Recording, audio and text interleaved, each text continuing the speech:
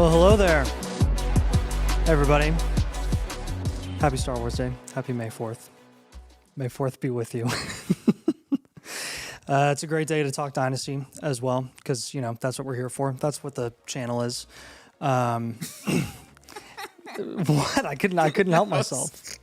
That's what the channel... You are right. That is what it's for. I couldn't help myself. You said you were doing the intro, and I said, okay, it's Star Wars Day. So just thought I'd let everybody know that. That's good. I liked the May the 4th be. You should have said May the 4th be with you. Well, I started with hello there, which I feel like is just that was good. as worthy. I didn't even catch that. Yeah. I didn't catch it. General Come on, Kenobi. it's all intentional. It's all intentional. Scott, do you have a mock pulled up that we can start out with today? You don't have to pull it up like right now, but y'all are crazy. There are like 68 people waiting. Somebody said who said we were late. So somebody said we were late. We're never late. We make our own time. When we mean to. Precisely when we mean to. And there ain't no laughing about that. 6:12, 6:17, I guess is when. Yeah, okay, so 6:15. We may or may not have scheduled it for 6, and then may or may not have pushed it back. I may or may not have been eating Chick-fil-A. That is kind of. I have to do that. That is kind of the way that it goes when we make the time. So whatever the time ends up being is on time. I'm 100% I don't think we're late. No, we're not late. So, yeah, we are going to fire up some rookie mock drafts tonight. So we'll do that. We don't have any real money, real league. I will say, and I'm like totally guilty of this as well, as the person who writes the majority of our titles. The phrase "real money" when talking about dynasty videos or leagues is very funny to me, because why would it be fake money? Why would it be fake money? It's not fake money. Yep. It's just a paid league. So maybe I should stop doing that, because I'm probably setting the trend on that one.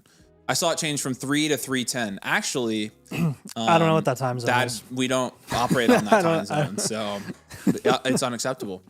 Yeah. What's the go-to order at Chick-fil-A? Okay, so go-to, I don't necessarily have a go-to. I will say this time I got the Jalapeno Ranch Club, the grilled. It was pretty good. I got rear-ended on the way out of Chick-fil-A, so that was fun. Partially I was late, so but it's fine. We're good. We're in good shape. So we got a rookie mock, Scott. All right, drop in the chat. Let's do it. All right, so we're gonna do mock drafts tonight. We'll talk rookies, take your questions, of course, and hang out for a little bit. It's we're still gonna add some bonus streams in this week. We might stream Wednesday afternoon. But we're still riding the high of the NFL draft. It's still our busy season. You guys are still having all of your rookie drafts, so it only seems appropriate for us to still be putting out more content than usual, and so we're going to continue to do that. So we will have a small uptick in videos again in this week. You know, we had a video every day last week. I think we'll do at least 3, maybe 4 videos this week as well. We already recorded one for tomorrow. We went ahead and re-ranked our Dynasty cornerstones and, of course, our foundational, and we also threw Upside Premier in there as well, so you can see that. So ranking our guys in the different categories. That video is coming out again in the morning, so make sure you keep an eye out for that. And we'll do some other videos. Drop some. No, I'm fine. I'm fine. Yeah, no, trust me. Thanks. I'm glad you hope I'm okay, but I'm okay. It really was fine. Sven and Augie were with me this time, but I didn't get hit that hard, so I was more annoyed. Drop some videos you'd like to see this week. I saw somebody ask for a video on a video about fab for waiver wire free agents after rookie drafts, and I was like, brother, you can't even the draft. 3rd and 4th round of your rookie drafts. You guys, I was like, you don't even want those guys. So don't spend your fab. Is my video for you. Well, what videos did you guys like to see? We'll take some audience recommendations. It is Star Wars Day today. It's very exciting. I think I speak for most when I say we enjoy the rookie drafts. Good. I'm glad you enjoy the rookie drafts. Yeah. We also enjoy rookie drafts. Love Tyson Tate. So, I'm assuming, did anything Star Wars-y come out today? They normally drop some kind of... They dropped the last 2 episodes of Maul. Okay, that's what it was. Okay. Yep. So, have you watched the whole thing? Well, not the last 2 episodes yet. Oh, okay. Because they just did today, so... All right. I've seen the first 8. It's been a pretty good show. Let's see. I like Sam Witwer in general too. Jeremiah Love, Tyson Tate.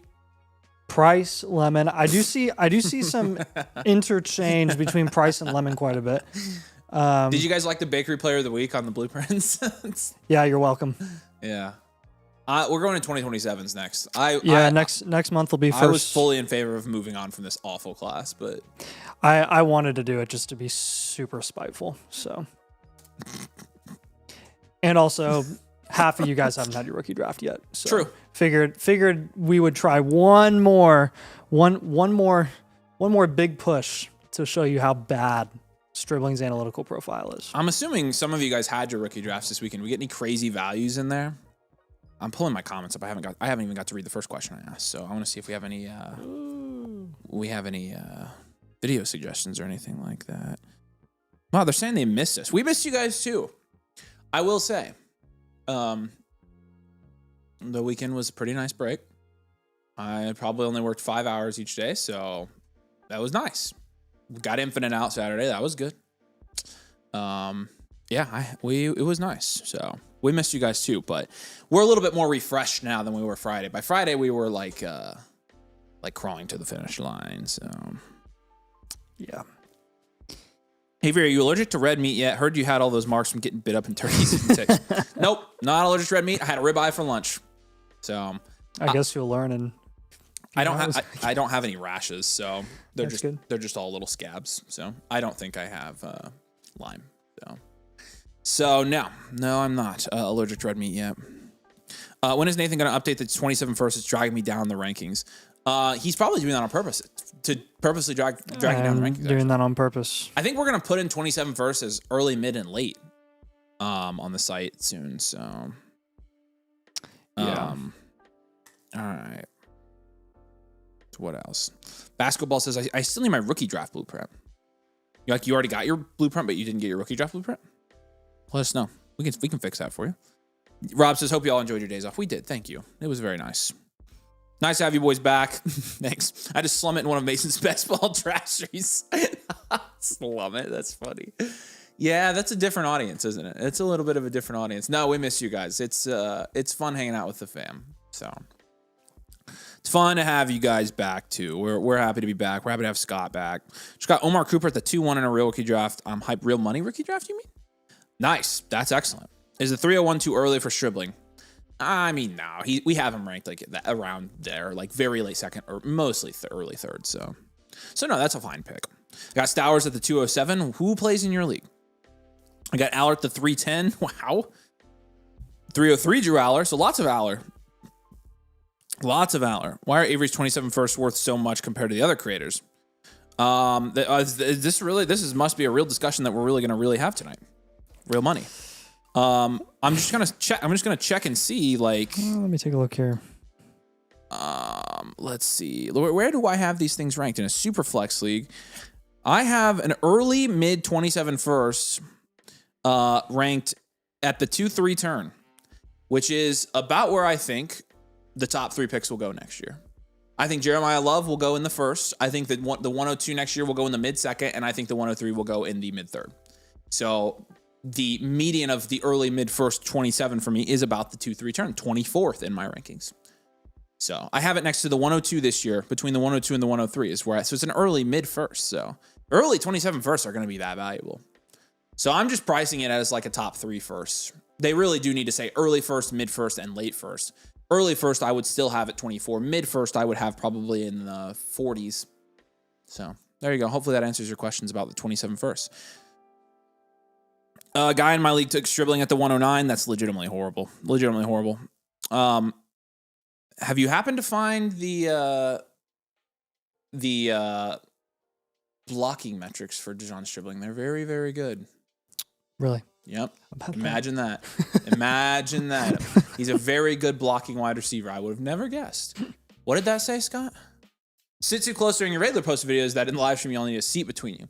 No, we actually sit further in the regularly posted videos, so we just want to be closer to each other. That's just how it works. So, Slash, we haven't had time to change the set. Yeah, true. Yeah, that's very true.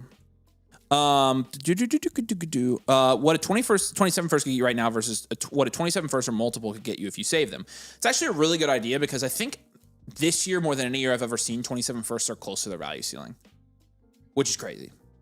I still think they're going to go up in value or at bare minimum maintain because the class is good enough. But like the firsts for a year from now are valued higher than any Just telling you future guys, first I've the ever 101 might get a little crazy next year. The 101. I would not be shocked if some people take the 101 in the top 6. I wouldn't either. I think it's going to go. I think it's going to go in the top 10 guaranteed. And would I take it in the top 10 for sure? People will take it top 6. I would probably take it top 10. Like, I mean, I'd probably take Smith over a lot. I mean, I would probably take Smith over a lot of the guys. Like, next year, I'll probably take Smith over Jefferson. Yeah, I mean, you got 6 years on him. Yeah, so. I mean, I think it's a no-brainer. See, he's going to be that good. So now the popular thing is to say, like, Jeremiah Smith's actually not that good. That's what people are saying. Oh, really? Yeah, so we're already bored with 27, which is funny. So, no, he's that good. Trust me. He is that good. The best wide receiver in college football since he was a freshman. Coming from a team who had to play him in the Big Ten championship and watch him cook. Tony, your rookie draft blueprint should be on your dashboard. If you go to, there's a section for rookie draft blueprints. You should find it there. You know, he caught that Hail Mary at the end of the game. Yes, and against IU. Yeah, I remember because I was like, go down. Whoa. Before I started crying, I was like, get out. The better answer is Avery just loves living in the end zone. Hashtag Avery touchdown. That's true. I do. I was born in the end zone. I was born in the end zone. Nathan's at like the 40. So he's getting there. Nice. Daryl says, I never clicked on a guy so fast. Who did you click on, Daryl? Who'd you click on? Heidenreich. Oh, yeah. I just got my first Heidenreich. There you go. You got one. I've got 3, I think. Would have taken Mike Washington if it was real, though. 4-4 is crazy. Yeah, I would probably take Heidenreich, to be honest with you, but he's going to ball. He's going to ball, dude. I can't wait. Morgan says, I cannot describe how excited I am for my 27 first. Yeah, I'm not, like, think about it this way. I'm excited for 27s as well. I don't have a ton of extra 27s. They've been hard to come by. But from a content making standpoint, we're probably going to get into the best class the most hype around a class we've ever gotten to. So our lives next year are going to be so fun. Like, we managed to get through this year. This year was actually a lot of fun, and it was the worst draft class we've ever seen. So next year, we're going to have a blast. I can't wait. Draft show next year is going to be awesome. It's going to be awesome. Is the Stribbling at 107 a troll? I have no idea. Would you rather have Rico Dowdle or Jalen Warren? Ugh. Keep him going, Scott. We'll keep him rolling. I don't know. I mean, probably Jalen Warren. I think I'd go Rico. I mean, you want the passing down set or the guy who's going to get a lot of the carries? Kind of depends. Yeah, I guess on what format you're in. I don't really have a hard preference, so I don't have them ranked that far apart. I have them neck and neck. Jay says, how the F do you do so many leagues, or is it just mocks? Well, these are just mocks that we're doing now. The domain, we do startups. We do a couple startups a week that are real leagues, but it's the domain community startups that not Nathan and I are playing in them. So Nathan and I each have about 12 leagues. So we can't really handle any more than that. Any big IU skill guys looking to come out in 27? Yeah. Charlie Becker and Nick Marsh. Mm-hmm. Yeah, they're both going to go in the first. Probably 2 top. They're going to be insane. I would wager 2 top 6 prospects at the rookie level next year for wide receivers. Yeah, they'll definitely be two of the top 6 aggressive. No, it's not. It would probably be Jeremiah Smith, Cam Coleman, Nick Marsh, Charlie Becker. And then you got some wild cards. You got a couple Ryan guys. Williams. You got a couple guys out of Clemson. You got a couple guys. Yeah, those are the 2 Texas guys, and then you got the 2 Clemson guys as well. So yeah. So yes, IU does have a couple of a couple of those guys. I would assume will go back just based off of trends that we've seen the last couple of years. But I think for Becker to come back, he would probably have to get hurt. Yeah. Is it easy or hardworking as awesome as you guys are? Oh, thanks, man. Special breakfast diets. I don't eat breakfast a lot, actually, but thanks, man. We appreciate that. That's so nice. High fiber content cereal. Yes, there it is. That's what it is for Nate. I ate oatmeal this morning. You have what? I ate oatmeal. Oh, I thought you said you ate oat milk. I was like, no. How's that So work? Ryan Wingo is the Texas guy. Yep. Mario Craver from Texas A&M. I forgot about. Oh yeah, he's like the Nick Harbor, technically DJ Moore. Dude, there's some guys lower down here that I like though. I like Nick Harbor a lot. He is a freak. He is a freak. I don't gravitate towards the freaks. I gravitate towards the lemons of the world. Not fast, not big. Well, what if you're fast and big and good? Yeah. I mean, Nick Harbor. Yeah, I don't know. Yeah, I don't know. I don't know. Maybe it's just the contrarian in me that doesn't like it when guys are big and fast. Like I'm like, eh. Well, it's okay. You can be contrarian with Nick Harbor because nobody likes him. I was gonna say, like, I don't. The only one I've heard who likes Nick Harbor is me. Yeah. So. I've never seen a guy so consistently screaming wide open than Nick Harbor in South Carolina's offense last year. And that's when I realized very quickly that Lenora Sellers is really not good. Because Nick Harbor was more wide open and didn't get the ball than he actually got the ball. So Ahmad Hardy will be 102 next year. Book it. That would be my current prediction as well for the 102 next year in Dynasty Drafts to be Ahmad Hardy from Missouri. Probably the best running back in college football this last year. Avery loves Zay Flowers. Do I? Yeah, I mean, as a prospect is what, yeah, I mean, I guess true. I don't know. Like, I think my favorite wide receiver prospects the last couple of years, this year it was obviously Mekhi Lemon. I liked Casey Concepcion. You going to Great Wolf Lodge? I hate ESPN, dude. Last year, who was my favorite gosh. last year? I didn't have a screaming favorite. I liked Luther Burden a year before he came out, and the year he came out, I was like, it's okay. We really liked Ibuka last year before it was cool. The year before we liked Ibuka the year before that, actually. And then he went back to school. That's fair. That is true because we had him in our 2024 mock draft video. Yeah. I liked Scadaboo a lot last year. I'm thinking wide receiver. Oh. I don't know. Lemon's probably the biggest my guy in a while. Alec was a my guy last year, a wide receiver. Alec was a your guy. Which was big sad. But the last time I had a my guy as big flag. as Mekhi Lemon was Josh Downs, actually, in that same class as Zay Flowers. I was a big Downs guy. So yeah, no, I don't know. I don't gravitate towards X wide receivers that are huge and fast. They're just not my favorite. But again, that's probably just me being.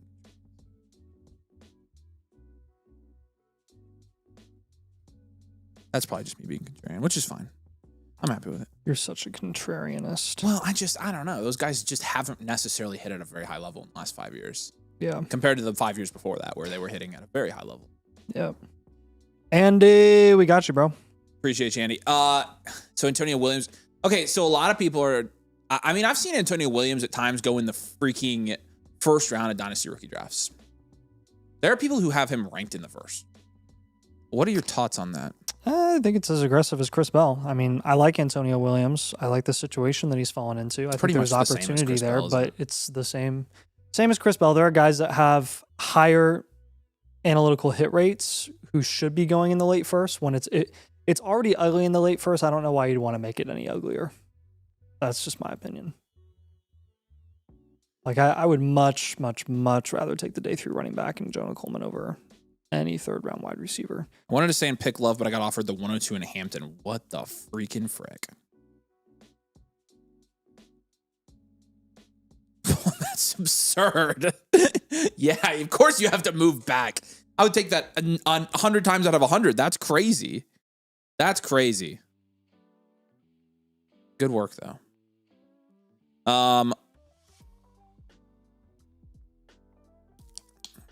Zay was the wide receiver 7 last year, kind of underrated. And then Dylan retracted his message, but Dylan was laughing, saying that Zay Flowers was not the wide receiver 7. But then Dylan went to Sleeper and saw that Zay Flowers was the wide receiver 7 in PPR leagues last year. Oh, you want to know the most annoying thing, Nathan? Let's talk about this. You guys have probably seen it.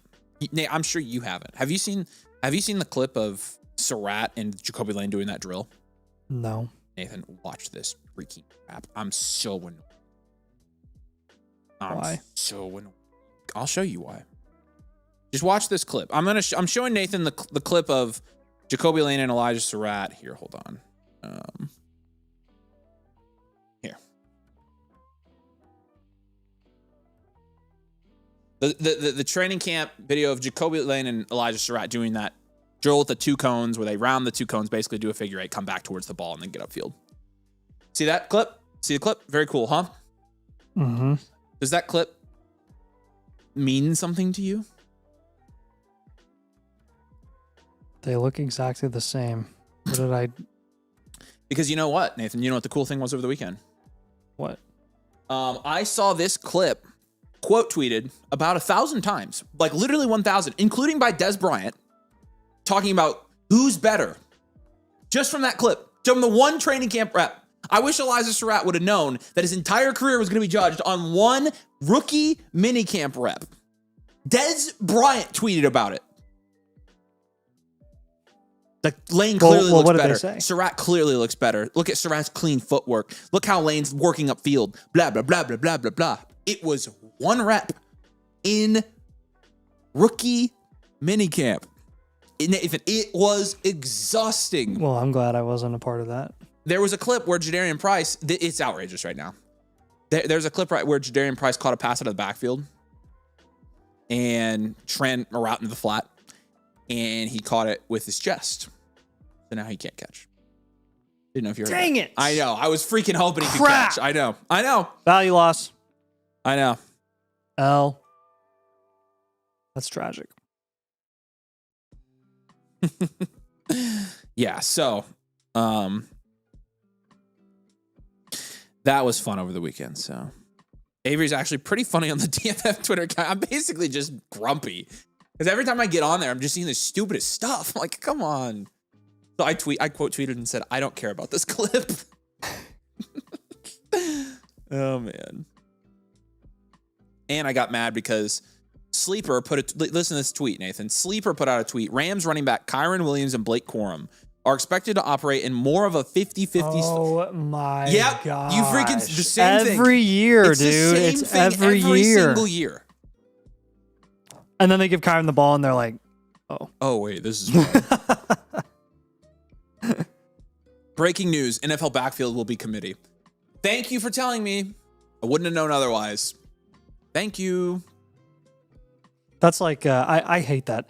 I hate terminology like that. It's the, you know what else used to get on my nerves? People use it less than they used to. But the whole, oh, he's a game manager thing literally drove me up a wall. I'm like, is this supposed to be an insult? What he manages the game? That's what you're supposed to do. He manages the game. Do you want him to not manage the game? It was with Purdy that always drove you crazy, right? Yes, and Goff and whoever. Basically anybody who couldn't run the ball but was a really good pocket passer was a game manager.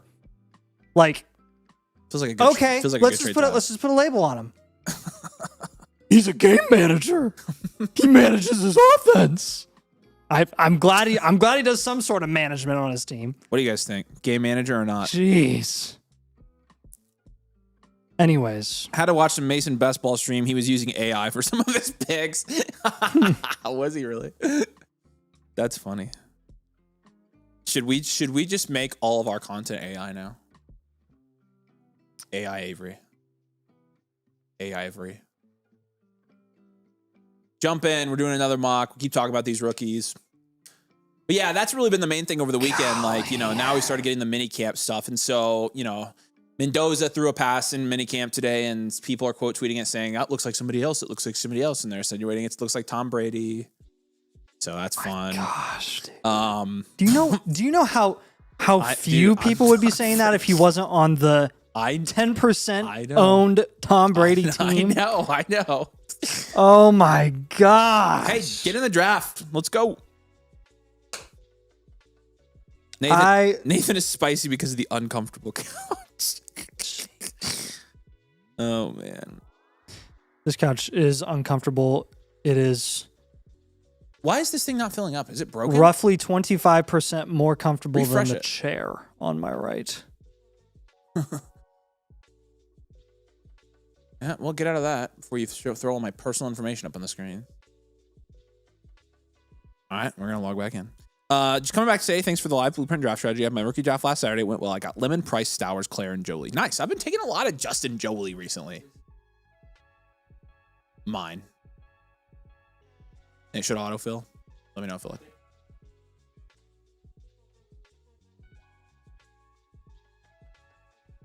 So you think the site crashed?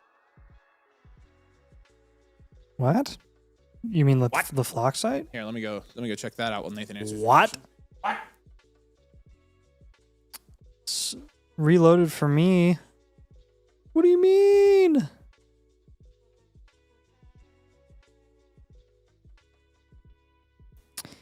Traded Judkins 105 and 110 for 102 and an early 27 first, and traded the 108 and 112 for 104 and took Price. Feeling pretty good. Yeah, those are two good trades.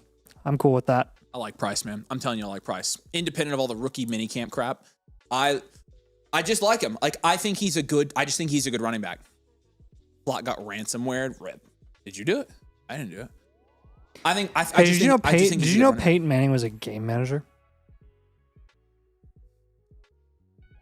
Did you know he managed the game? Okay, so you guys are saying the Flock site's not working for you as well. What? Internal server error. Yeah, it's being weird for me too. It might be starting to work again now.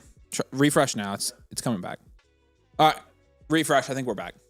That's weird. It did that yesterday on Sammy's stream. Evidently, I need to make sure that they do be fixing that. All right, we're rolling. All right, jump in. Here we go. Drop a like in the stream, y'all. With 150 likes, we'll give away a free team blueprint review of your Dynasty team from Nathan and I tonight. So make sure you drop a like. Make sure you're subscribed as well. If you play Dynasty, we're trying to catch the duck. All right, here we go. Now we're rolling again. I thought you were going to quack there. I can get my duck calls. I've got some quiet one. No, you don't. Y'all make fun of Mason for using AI, then Flock goes down. No surprise. Oh, man. I use AI too, just not for my underdog picks. I don't even know if he used AI. They're probably lying to me. I just will take every opportunity to make fun of Mason. I made fun of him on Twitter because he was talking about how he had the most wins in Flock League history. Oh my gosh. And this is what I replied.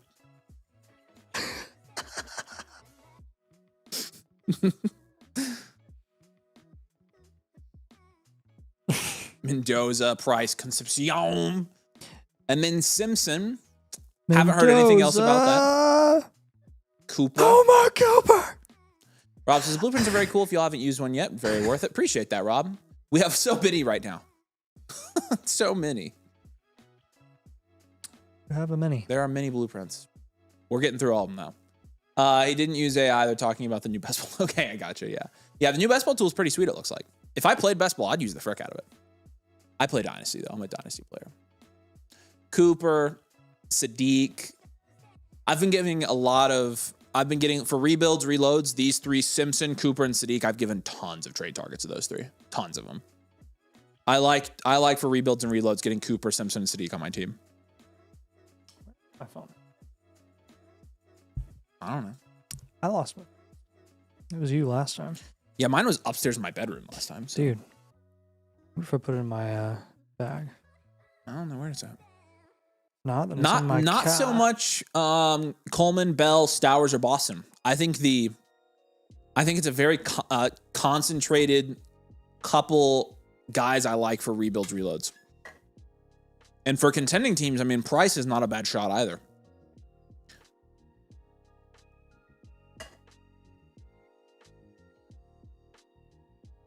I'm very excited to see. I'm very excited to see how Mike McDonald uses a running back that he actually drafted. Like, what if he features a running back?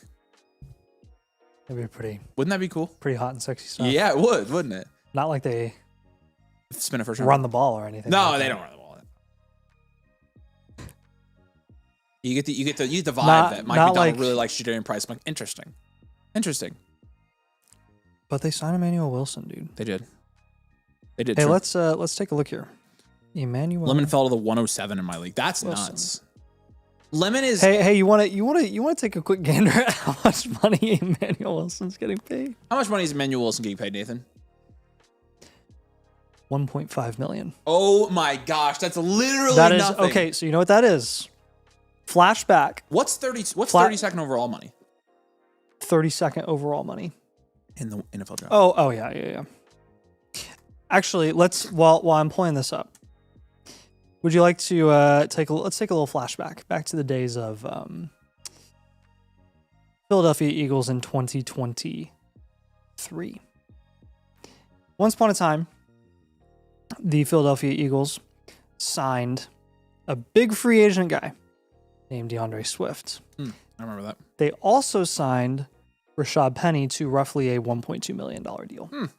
And if you recall, one of the most popular takes in Dynasty Fantasy Football at that point was Rashad Penny and DeAndre Swift are going to split the backfield. And our take, if you recall at that point, was Rashad Penny is literally getting paid and guaranteed so little money that he is cuttable. He is literally cuttable if they don't like what they see in training camp.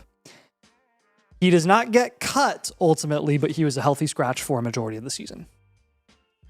Now, At a $1.2 million rate. 1.2. And you're talking about a $1.5 million running back in this situation. I don't think Emmanuel Wilson is I don't think he's a cut candidate. I think he's the number 2.5. I think he's the RB 2.5 on that depth chart. Because he'll be the RB3 once Charbonnet's back, but Charbonnet won't be back for at least the first 4 weeks of the season. What's Charbonnet's deal, by the way, while we're looking at this? Charbonnet's deal, he's still on his rookie deal. Yeah. But this is his last year of his rookie deal, right? Has to be. He was drafted in 23, wasn't he? Yeah. So I'm curious. So Surratt is still going ahead of Jacoby Lane. We've got so many ball knowers in our community. So the 32nd overall pick is expected to sign a 4-year contract worth approximately $16.1 to $16.7 million, which includes $4 million a year. Significant signing bonus. So that's so cheap for a running back, dude. It is so cheap. Rookie deals are crazy. I mean, you got to think how much did if you remember when Judkins signed on last year, it looked when he was supposed to go back to college. When he was supposed to go back to college, yeah, right? Yeah, what was Judkins' deal? His was worth $11 million over 2 years, over 4 years. So he's $11 million guaranteed, with like a $4 million signing bonus. So, that's the difference between a second rounder and no 5th-year option as well. Yep. All right. And what's Charbonnet's deal? Zachary Charbonnet. Unless he's still on his rookie deal, he'd be on a second round deal. Still on his rookie deal. Is owed $2.1 million this year. I wonder what they're going to do with him after this year. I wonder if they'll just bring him back and run him with Price. Maybe that's why they drafted Price, as they like Sharps, and they'll bring him back. I mean, Sharps will get touches once he's back, but it ain't gonna be pretty because.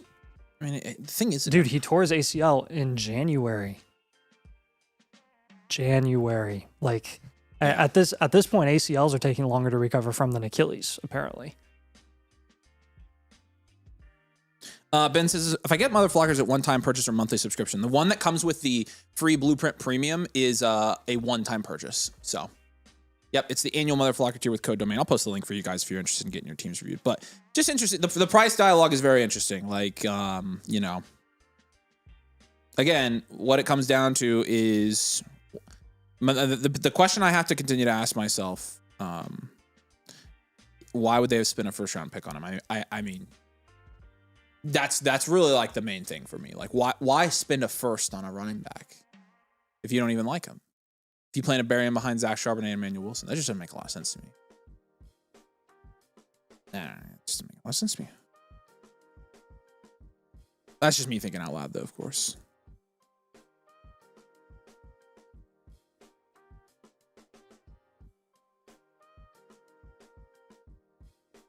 So, we'll see. I mean... I just think he's a good running back. I'm excited to see him play, regardless of if it works out. So, Charbonnet's on his rookie deal. The argument is being made that Seattle re-signed Penny for pennies. Pretty good. What's up, Yep? Is the name? Good to see you.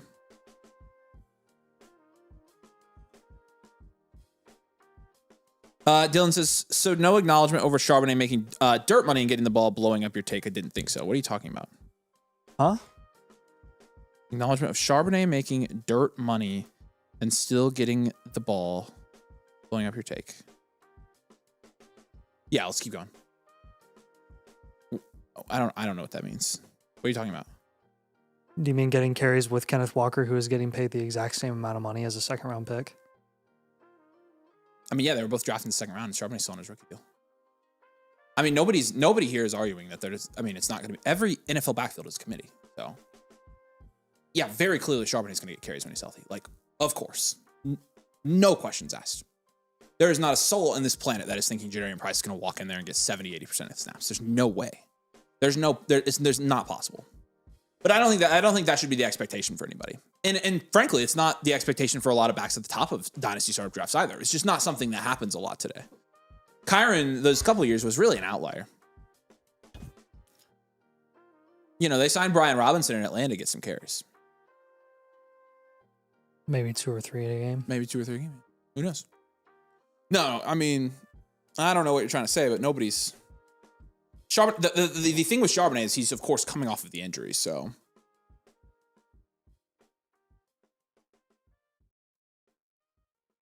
Why are we moving to 105 when best case scenario is 60% workload?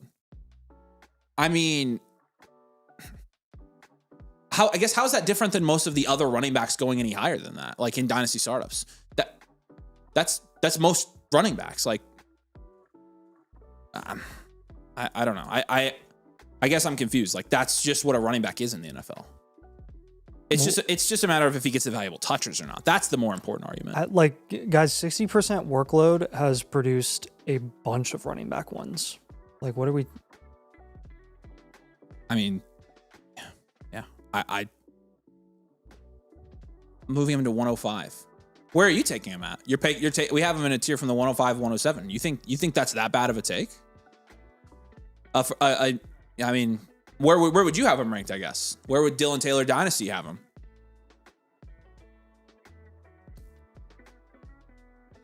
It's also a different scheme than Kubiak's. That's very true. And I feel like not enough people are talking about this. You know, they may not run the ball as much, but also they may distribute the carries differently than Kubiak did.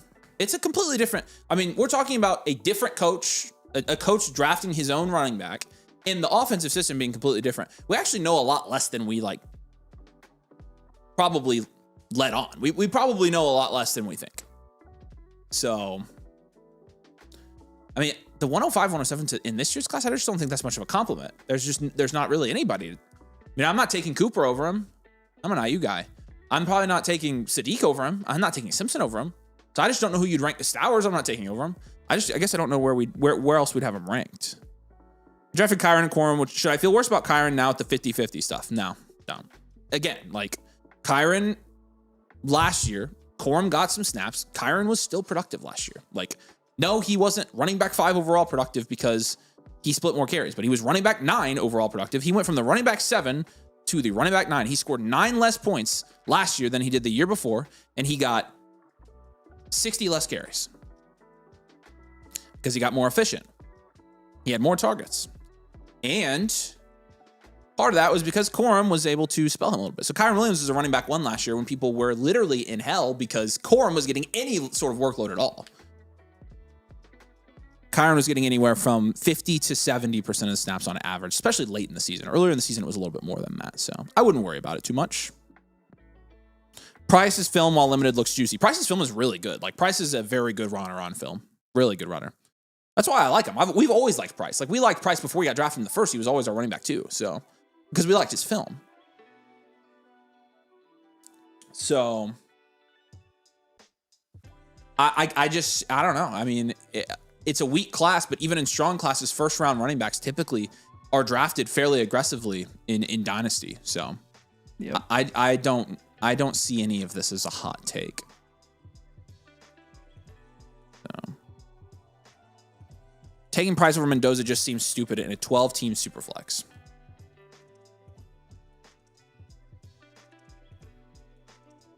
I mean, that's very easily disputable, but okay. Okay. Whatever. I'll point you to quarterbacks, pocket passing quarterbacks with limited rushing upside, which is what Mendoza is. What are their actual value ceilings compared to running backs? Like, I don't think it matters at all. I do not think that makes a difference whatsoever. We've gone over that though. Like, I mean, Mendoza is my favorite college football player of all time. But from a fantasy football perspective, like, you're talking about ceiling being like a low-end quarterback 1. And those guys typically hold 4th, 5th, 6th round dynasty startup value.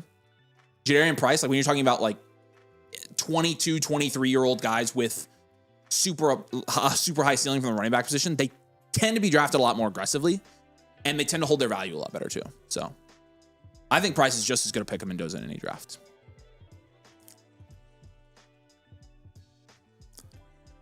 We're taking Scadaboo or Price. I think I have Price ranked higher than Scadaboo. I have Price ranked higher than Scadaboo.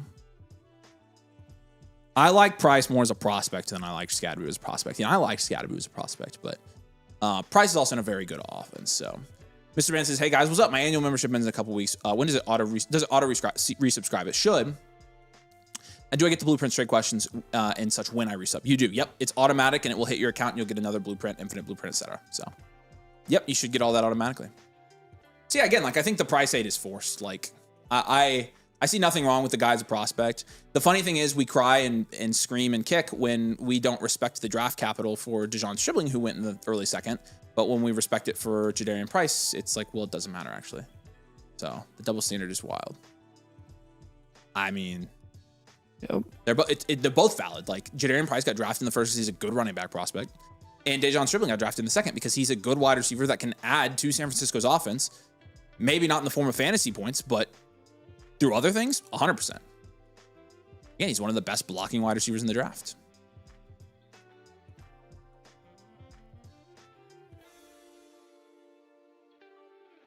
Yeah, I stand by it. Price, I just don't think there's a lot of downside with drafting Price this year. Like, what's the worst? What do you guys think the worst case scenario is for Price? Like actually, because I think worst case scenario is he maintains his value. I don't think he's going in the 5th, 6th round right now. I don't think he's going to lose value year over year. As a first round pick at running back, like those guys typically don't lose value, even if they don't get a ton of work their first year. And I actually think he could get a fair amount of work this year. I mean, he's going into a good situation. Let's say worst case scenario. Let's say that Jadarian Price splits the backfield with Charbonnet 50-50 once Charbonnet's back healthy. Charbonnet's gone after this year, which means that whatever you got from a production perspective with the 50% snap share that you saw from Price, people will immediately extrapolate that to 100% just because of their vacated volume outlook for him.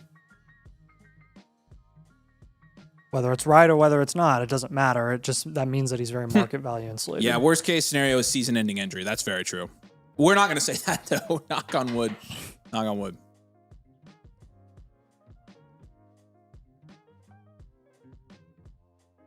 Yep. Should wide receiver factories draft That was Price, basically Jonathan Brooks. Price over a wide receiver 3? No, I would take Lemon over Price. Again, like talking about value upside and positional scarcity and Dynasty, like wide receivers hold that as well. And I think Lemon as a prospect is just a better prospect. I think Lemon's going to be ridiculous in the NFL. So, why did Ty Simpson go before Mendoza? I'm assuming because this isn't an actual league. It's just a mock draft. So, I don't think you're seeing that hardly anywhere ever. You shouldn't, at least. So.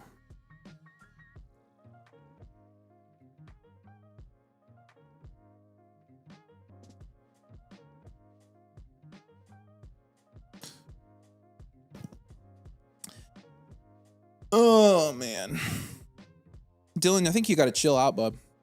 It's okay. It's just fantasy football, my friend. Is it worth auto-renewing tonight, in the future, I'm assuming, to get the double blueprint when you offer it? No, because that's a new member. It's a new member sale. So we don't hardly ever run it. It's over now. So, but even if you did, we would see, and it would only go to new members, first-time members. So. If I use a trade voucher, how long does it take for a response? Usually the same day. I mean, we're pretty much answering trades the same day. And if you use one during the stream, we answer it on the stream, actually. So.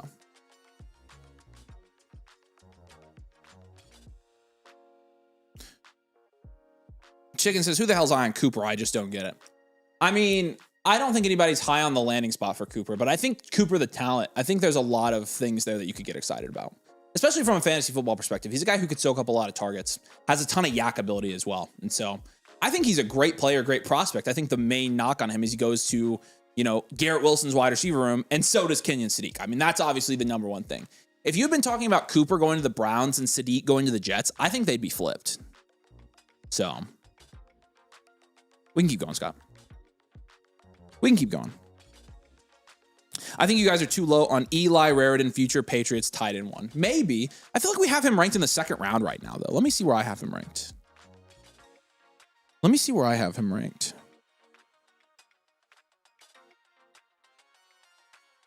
Where is this dude? I have him ranked in the second. I have him as a second round dynasty or dynasty rookie draft pick. I feel like that's pretty appropriate, right? I will say I'd be shocked this year if he were like any more productive than Hunter Henry. I think Hunter Henry will be the most productive guy there this year if I had to guess. So.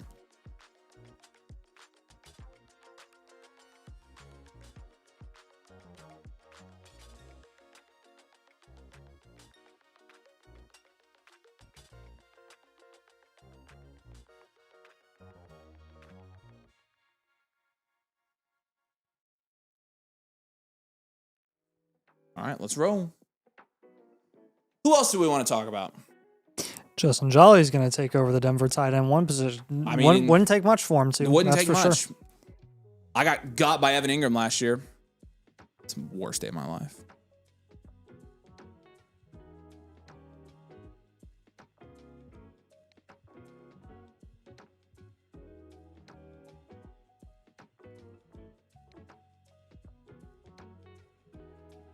Talk about Nick Singleton a little. I would love to talk about Nick Singleton a little bit. Yeah, so again, Singleton, it's just a matter of when you get up in the second round of Dynasty rookie drafts this year, like it's just not sexy.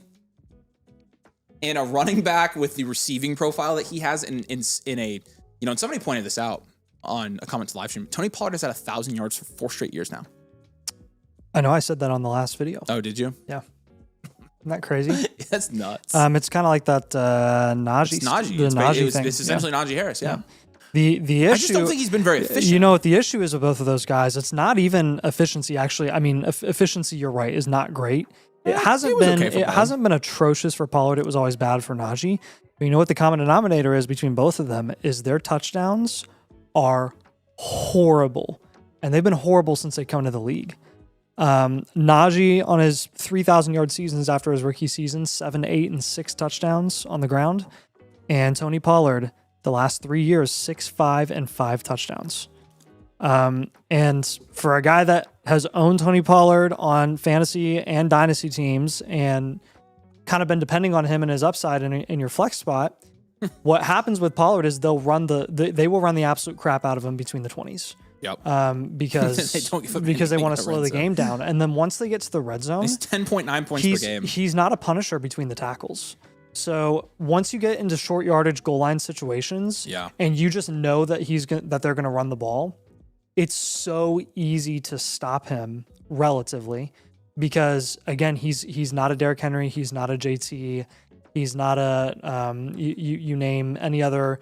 Not even a big body, but like an agile guy, like a James Cook or something like that, where it's like, yeah, you can know that they're going to run the ball with James Cook in Buffalo, and sometimes it just doesn't matter because he's just going to out-athlete you. And again, he doesn't have the power that like a Josh Jacobs has. You can run power with Josh Jacobs and get 3 yards and a touchdown, pretty much guaranteed when he's not banged up. And with Tony Pollard, you just can't do that. So it really limits his upside when you get into those situations, because again, these running backs are not only dependent on volume, but volume that's actually going to get them the extra 6. Yeah. And it never has with Pollard. Never has. What do you make of Kalen Black? I don't believe the 49ers saying they had him as the second running back in the draft. I actually do believe it. I do believe it. I mean, they drafted Stribling in the second. So they said the same thing about Stribling. They said if we couldn't have traded back from 30 to 33, we would have taken Stribling at 30. Yeah. So like, I mean, they just seem they seem to have a very unique way of scouting, which, you know, on one hand, the 49ers have been perennially good for the past couple of years. Really, Shanahan's put together a pretty good program there. On the other hand, they have not necessarily been the best at drafting skill position players. But on the other hand, handcuff running backs in the third. On the other hand, there's that. It's not coincidence that Stribling grades out really well as a run blocker, and that's a big part of Shanahan's game. Yeah, no, it is. So like the and for Kalen Black, it's pass blocking. NFL teams aren't drafting for your fantasy teams. So I think a lot of draft picks. It's the same reason we had faded New England Patriots wide receivers that went in the second round all the time. Is we knew exactly what roles they were going to play. They were either going to be a field stretcher, deep threat, or they were going to be a project, or they were going to be a run blocker. Yep. And it rang true every single year because those are just the types of guys that they wanted to invest in. And a lot of them, not even from they worked out or didn't work out perspective, just like they're not going to do anything for your fantasy team, not to the extent that you would expect them or hope they would. And that's just the reality with some teams in the NFL. They just, the prospect profiles and how they want to operate offensively and where they actually price tag that is so much different than so many other teams in the league. And I don't doubt it at all that there were other teams that would have been interested in choosing Stribling in the second round wherever they were selecting. It sure sounded to me like he was going to go in the second no matter what. It sounded like he was going to go day 2 no matter what. No matter what. I definitely would have gone day 2. So,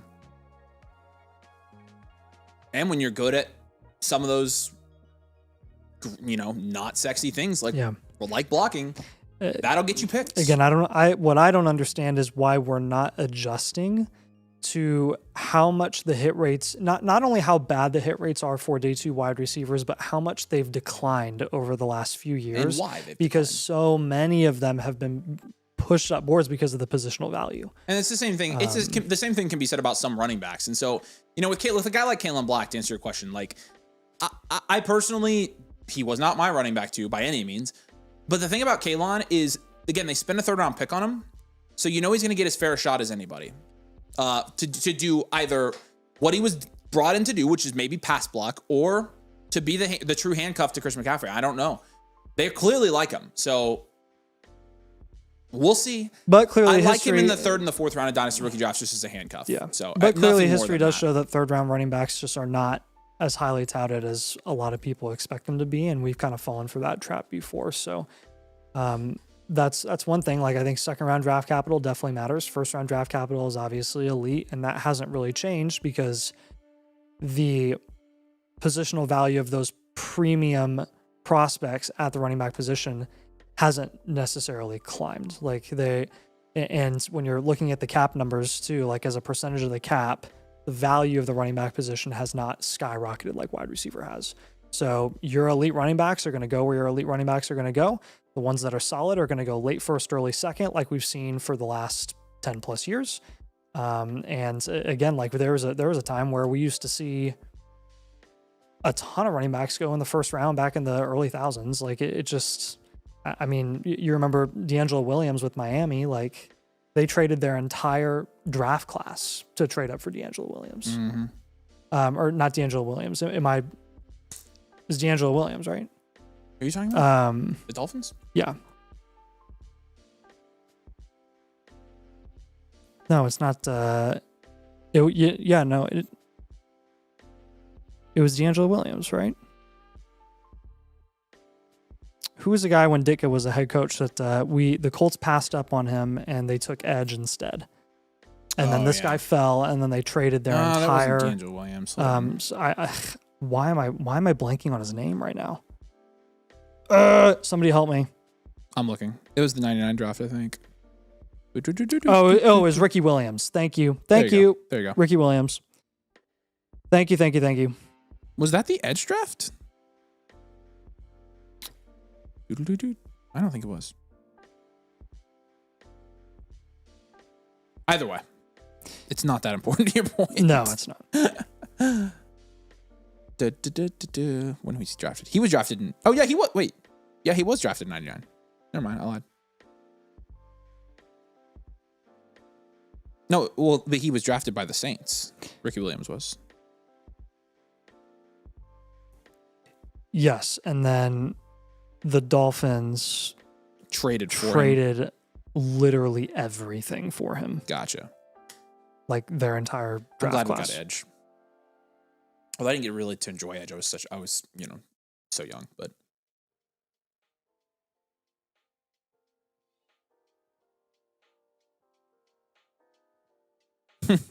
Is Jordan James the backup running back or no? He could be. Yeah, I mean, I think it'll. I don't know. I think it'll be between Kalen Black and Jordan James and whoever they like more at training camp. I think if we've learned anything, it's that regardless of your opinion of the pick of Kalen Black in the 3rd round for San Fran, they clearly have demonstrated historically that they have no loyalty to their 3rd round selections if they don't like them. Tyrion Davis-Price and Trey Sermon never saw the field because they couldn't stand them pretty much immediately. I don't think the same thing's going to happen with Black because they're not expecting what they expected from Sermon and TDP. They were trying to look for guys that they could actually like rely on consistently as a running back and take on like a big carry workload. And a guy like Black, he's going to be more of a role player. So you're welcome, Warmy. Yeah, what time is it? 7:11. Yeah, we've been. Wait, how long have we been live? About an hour. We've been live an hour. Yeah, let's jump over. All right. Fun talks. Let's jump over and look at some of your dynasty teams. Let's do this. We've got a bunch of trade questions in here, so if you want to get a trade question answer, I'll drop the link for that as well. If you want to get a trade question, please feel free to submit them. There you go. All right, we appreciate you guys. We trade questions. We're gonna be live again multiple times this week. So tomorrow night, I'm pretty sure we got multiple startups this week. Lots of stuff going on. So this is our little Monday night stream. We do have. There's the link if you got a trade question or anything. Philly gave Big Dom a contract extension. Nathan, instant reaction.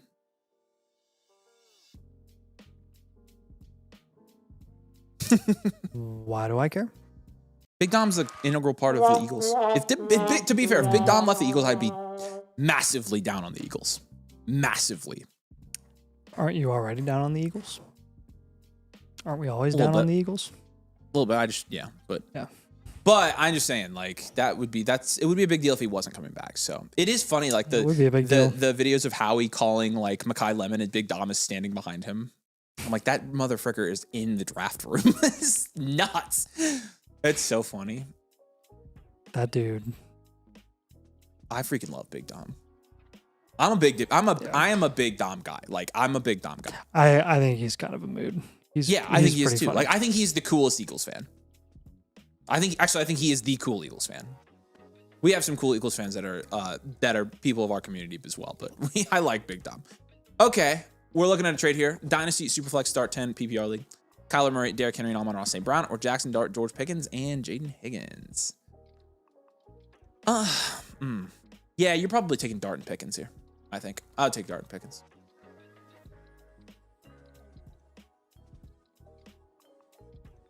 All right. Hey, real quick, we do have our week 2 post NFL draft rookie draft suite deal going on now. And now in the rookie draft suite, new members are going to get a free blueprint premium with a rookie draft blueprint and infinite, the rookie draft analyzer tool.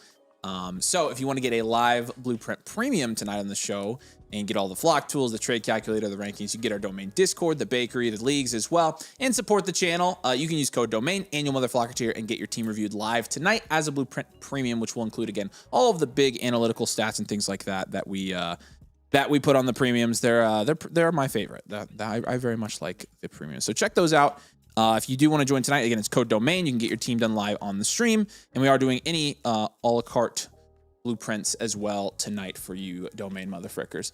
I want to dominate long term. Pickens should be good to sell high on. If you can check my roster thoughts on Pickens or the 110, 204, and other options with the trade. Okay. I mean, yeah, let me see the roster here. He'd be okay. This is his roster. I mean, I don't know, man.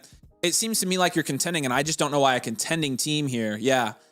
I'm not sure why as a contending team you would be trading a proven productive 17 to 20 point per game wide receiver for your fantasy team for firsts. I know you want to dominate long term, but if you focus too much on the long term and not the short term, then short term you're just going to be getting, third, fourth, second maybe. So I personally am not a huge fan of this. If I'm going to move Pickens, I'd rather move Pickens like flex a running back or something like that. So I'm going to say keep Pickens here. Give you a couple free trade questions so you can ask any follow-ups you have, and I'm gonna say hold Pickens for now. So we appreciate you. All right, mostly Casey Concepcion and Garrett Wilson for Bucky Irving in a first.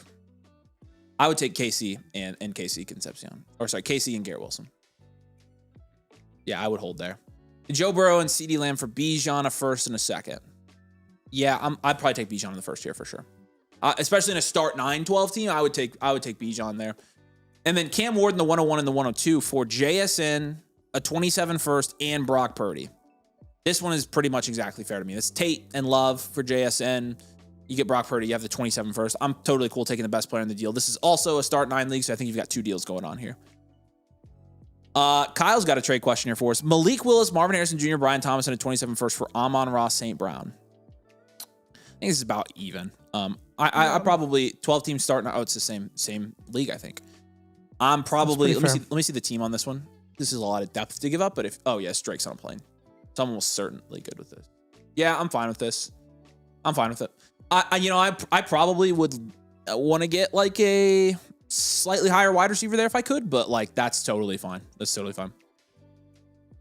The 109 and 27 second for Jalen Waddle. Waddle. Yeah, I mean, I think I would take Waddle over the 109. The second isn't nothing, but that's Cooper or Sadiq for Waddle. I'll take Waddle. Yeah. Chase Brown and Tyson for JJ. JJ. Yeah. Yes, pulls. I'd take Jefferson here. Is this fair between our 2 teams in the secret league? Okay, this is my team. So I would get London, and I would have to pay Brees, Ladd, and a first. Nathan? Where's your first? Late. Oh. Talking about a 3-4 turn guy, a 4-5 turn guy, and then a late first for London. So I personally don't love it. I think if I'm going to pay those 3 guys, I'd rather get a little bit higher than that. All right, it's your team. So I think your team, your trade. I think I would probably hold there, but I'm open to up-tiering though. I'll up-tier in that league for sure. I'd really like to actually. Shore Fun says it's a 12-team start 11, so a deep league of round 5 of a startup. I have Chase, Burrow, and Tate. I can't decide between Purdy, Kenneth, Tyson, and Nico. I'd take Tyson. Don't you think, Nate? Yeah. Yeah. Wow, round 5? Jeez. Yeah, I have Tyson, I think, ranked the highest of those guys. They're all pretty good picks. I would take Tyson here, Shore Fun. Good luck. Keep crushing that draft. Sounds like you're doing really well. Big trade here. JT Pickens a first, Daniel Jones for AJ Brown, Chris McCaffrey. If you're contending, I would take this actually. Yeah, this is pretty even. I would say Let's say AJ Brown and Chase Brown. And then JT for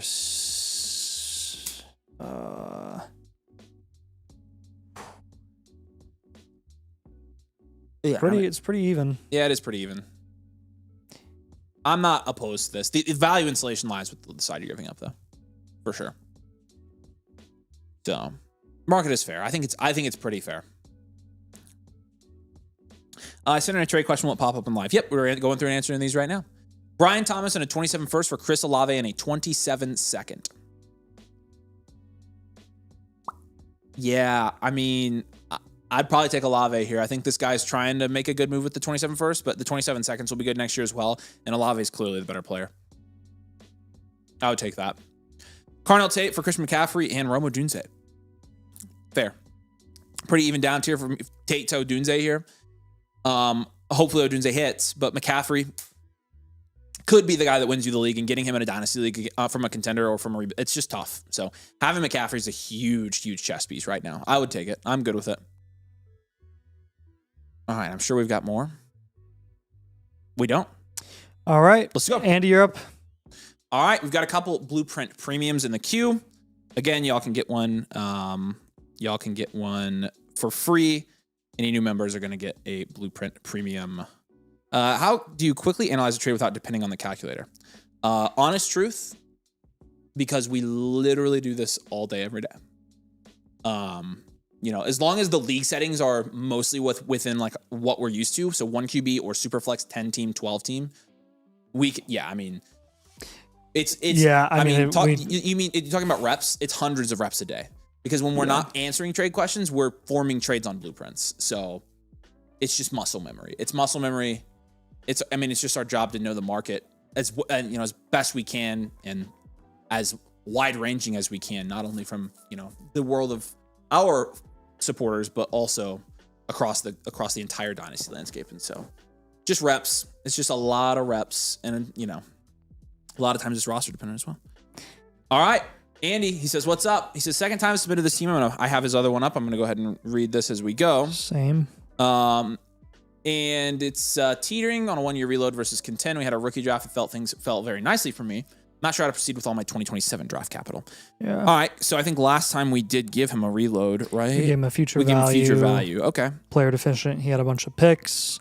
He ended up getting like all wide receivers in the draft here. He landed Mekhi Lemon, Concepcion. Mm-hmm. He ended up making a couple other trades around too. So well, let's take a look at this. 12-team Superflex, full point PPR, full point tight end premium. Production share is 5.9%. That's 12th in this league. What was it last time? 12. Percentage. 5.9. Same production share. Value share 8.5%, which is 7th in this league. 8.5%. So it's exactly the same. Yep. So we're probably gonna. I'm sorry. You were looking at the current one. It was 5.8% previously for production share. It was 9% previously for value share. So your value share actually has gone down a little bit. That hasn't been, just looking at your older team, that hasn't been your fault. Some of it has been the value of the rookie picks that you ended up selecting with. Yeah. Some of it had to do with BTJ continued to lose a lot of value. Fannin has dipped a little bit, etc. So that's not on you. No, I don't think it's anything you've done. I am curious, has he made any moves since we did this team last time? Yeah, he ended up getting Javonte on this team. He moved off of Harvey. He moved off of Stroud. Smart. And then spent his draft picks. And this is a 12-team Superflex. Again, full point PPR is a full point tight end premium. Bo Nix is a 5 here. Javonte Williams, Braylon Allen, we'll give that a 1. We'll give it a 2. 2, because it's Javonte. Garrett Wilson, Jordan Tyson, Mekhi Lemon, Brian Thomas. I mean, your wide receivers are, I'd probably give that a 8. An 8. You had a 12-team. Yeah, I think it's an 8. And then Harold Fannin is a full point tight end premium. We'll give that an 8 as well. And you also got Max Clare and Justin Jolie. So you got some pretty good picks there at tight end. And 4 firsts in 27. So your draft capital is going to be an 8. Bench is going to be a 2 here. Overall, we're looking at a 5.8, 33rd percentile. And I still would go future value here. I agree. I would go future value. We'll move you to wide receiver factory. You've got you have a lot of wide ton of receivers now. That's kind of just how the board fell for you in the draft, which was sick. That's obviously a good way to build around here. But I do have a couple ideas for you here while we're looking at. Oh, this is beautiful. You have Chris Bell on this team. We're gonna sell the living crap out of Chris Bell.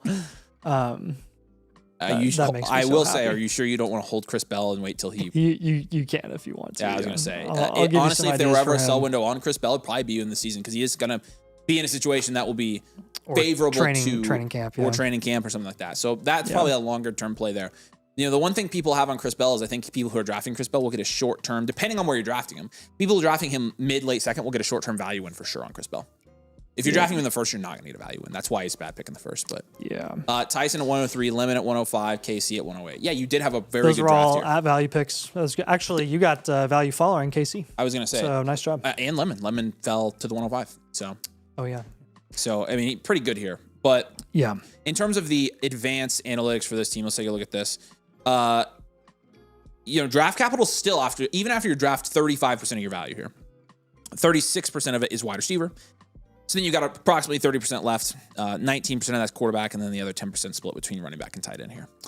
You've got a 6.2% value share at quarterback, and 8.5% value share at wide receiver, and 6% at tight end, 1% at running back.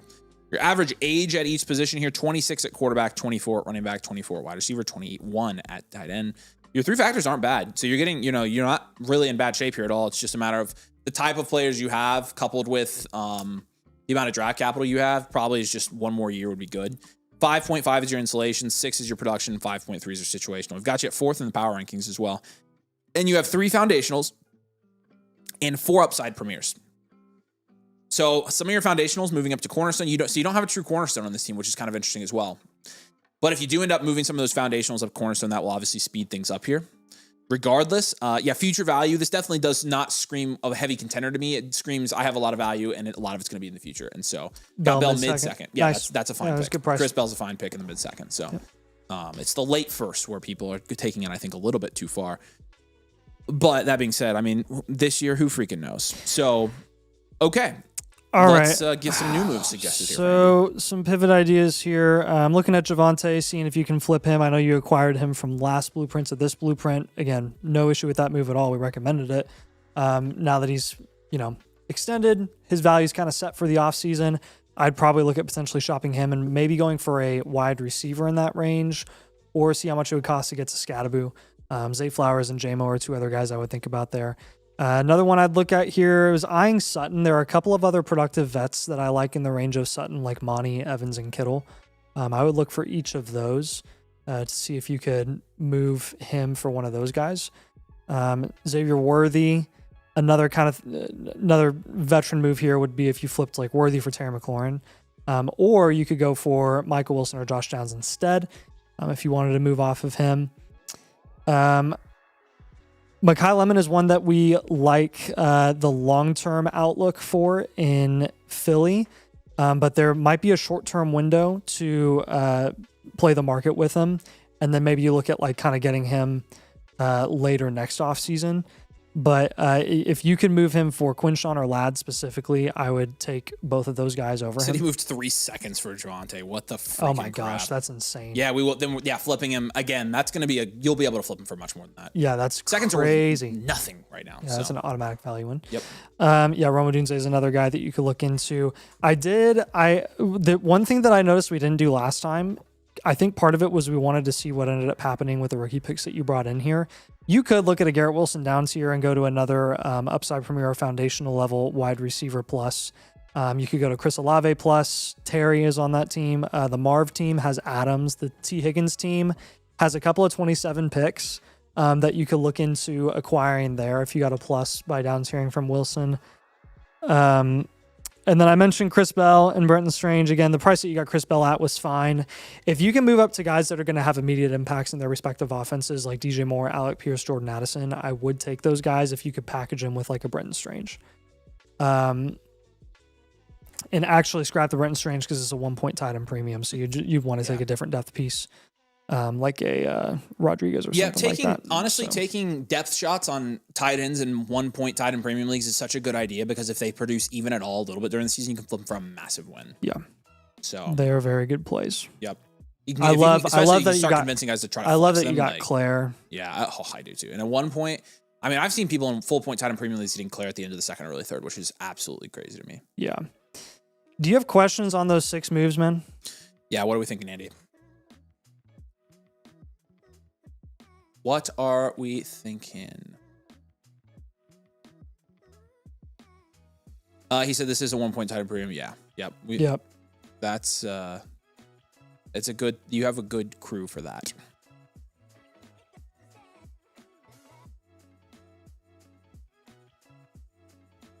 Lots of 27 picks is going to set you up pretty well here, man. You've got a lot of leverage, a lot of value insulation, a lot of value upside with those 27 picks, and even having all those seconds is very helpful. He says, no, we're good. This is a fun team to manage.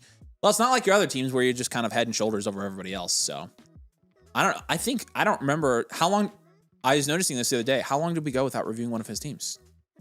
I feel like it was like at least a week. I think it's been a few weeks. Yeah. I was going to say, I was having Andy withdraw. So I had noticed that, but we've been so busy. I didn't think about it. But then I was like, wait a second.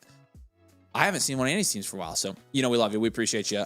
You obviously know where to find us. You got questions and stuff, man. So thanks for being a good member of our community. And I love what David said in the comments. And Mitch had a good question. As someone who doesn't get as many reps, should I depend on the calculator? No, 100%. And honestly, that's why we're here to help. Mitch, we're here to help on Discord. And like David said, our community is very good at this as well.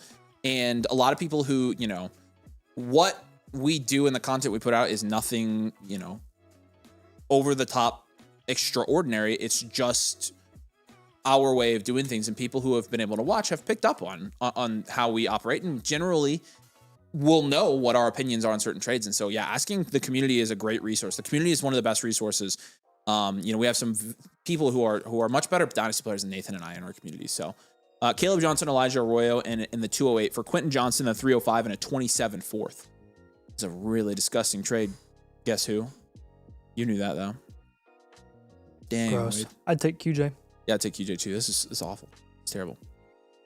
But you got to do it. Big T Meds is up next. Brock Purdy and David Njoku for Daniel Jones, the 105, and a 2027 third. Yeah, interesting here because you're getting one of like Mendoza, Price, or KC. Mendoza and Purdy are not that far apart in dynasty value, to be honest with you. You're getting Daniel Jones on top. You're giving up Njoku. I think this is fair. I think this is a fair trade. I have no problem with this trade at all. Daniel Jones will be a starter next year for your teams. So, Miller's got a verbal trade agreement here. Is this a slam dunk? Oh heavens, yes, brother. Yes. Jeez. Yes, a million times yes. I love Drake London, but Pookie boy, you have to come to my team on that one. Yep. Hopefully you get that one down in the app and done. Marv for 227s.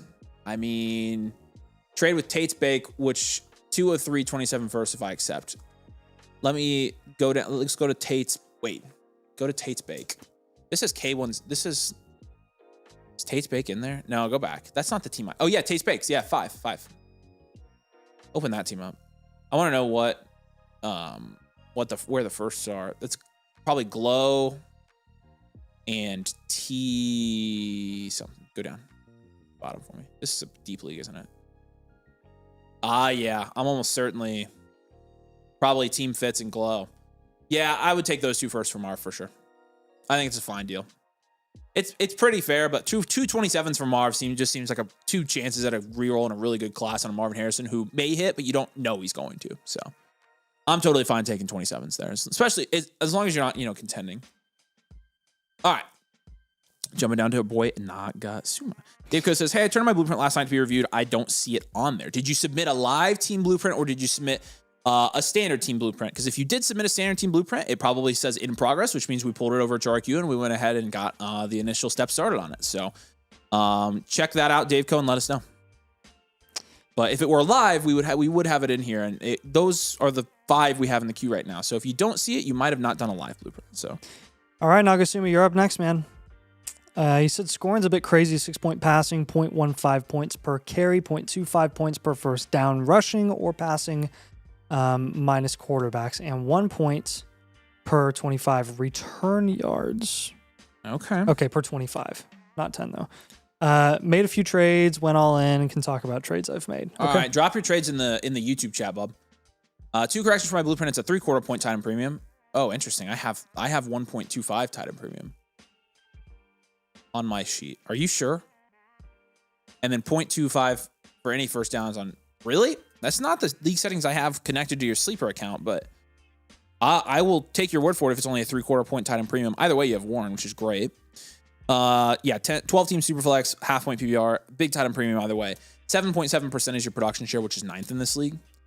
And then 11.9% is 2nd in this league. Okay, so Jaden Daniels, Jackson Dart, and Malik Willis. We'll give that an 8 in this format. You've got Jeremiah Love, Josh Jacobs. That's a 6. Neighbors, Jefferson, London. And then that's a 9, just those 3 guys. And Warren is an 8. No picks next year. 128 first. We'll give you a 1 at draft capital. Bench is going to be a 1 as well. Overall is a 6.4. 70th percentile teams we've done. And 11.9%. You got a lot of, it's a little bit top heavy here, but it's a pretty shallow league, so you're kind of playing. We'll go standard value around a 10. Push an enhanced. You're almost enhanced value here. But let's look at some of your, maybe your advanced analytics will make a case for against that a little bit more heavily here. So advanced analytics here, 44% of your value in terms of your value proportion here is at wide receiver. Then 28% quarterback, 18% running back, and then I gotcha. 0.5 base reception, 1.25 bonus. There we go. That makes sense. So 1.75 total for tight ends. Oh, geez. Yeah. Yes. Okay. So wait. So that's it's only crazy. A half point base, even though the rest. A half point PPR. Okay, it's a half point PPR. Yeah. Yeah. Yeah. Okay. That's what we have. We have it as a 1.75 per tight end reception. So and it's a 12 by 11. Yeah, we do have that as well. Not a shallow league at all. We might address that honestly. Yeah, you have double-digit value shares at almost every position here. 12.5% at quarterback, 10% at 9.8%. Technically, you're only single digit. You're 0.2 away. 15.8% at wide receiver, and 12% at tight end. Average age here: 24 at quarterback, 27.5 at running back, 24.5 at wide receiver, and 25 at tight end. So, it's a full point PPR for wide receiver, and it's a 3/4 point for running backs. I understand. So this is a tiered league. I gotcha. Yeah. Your installation score is a 7.8 here. Production's a 5.8. Situational's a 5.8. So I'm definitely thinking this is a standard value team. We have you at second here in the power rankings. You've got 5 cornerstones on this team, though, and Neighbors, Jefferson, Daniels, Love, and then London. You only have 1 foundational and 1 upside premier. Dart's your foundational. Warren, your upside premier. So you're a little tiny bit top heavy, I think, for a team that is in a 12-team start 11. It's a deep format. That is a little bit of crazy scoring. And to be honest with you, it doesn't make a huge amount of difference here. Maybe when we're making your trades, we might give you a few other targets, but there's bonuses all across the board. And I like to say this, like, generally, if you were to actually like go in and analyze like the tangible difference that all these scoring bonuses make for each position, if you have them at only one position, so like, for example, you get a huge running back per first down, but you don't get them for wide receivers, then you're going to start adjusting your ADP there and your wins above replacement and things like that. When you have bonuses everywhere, it basically just cancels it all out. It's mathematically negligible to some extent once you start adding bonuses at every position for every type of play. So I don't think it's going to affect us a whole lot here. And I think the depth of this league, like you mentioned, is going to influence our roster decisions here a little bit. So let's start with some down tiers, I think. Yeah, there's a couple of different ways that I could see you making down tiers. Really 2 big ways. It would be a down tier from London. I don't want a down tier from Jefferson or Neighbors. And then, or we could do a down tier from Daniels. Generally, we prefer to down tier from the quarterback before we down tier from a wide receiver. Though there are some decent ideas to down tier from London as well, so I'll just give you examples for both. Taking a look at the at the Jaden Daniels moves, the Joe Burrow team has Travis Etienne. The Bo Nix team has further down tier Walker, and then a further down tier to like a Brock Purdy. Would include Brock Purdy. Honestly, down tier from quarterbacks may unlock everything here for you, Nagasuma. Yeah. Because like Jaden Daniels and Bo Nix, how much of a production dip are you taking there? You're not really. Bo Nix was the quarterback 7 each of the last 2 years. Yeah. The Mahomes team has Saquon and Flowers. You could look into that as well.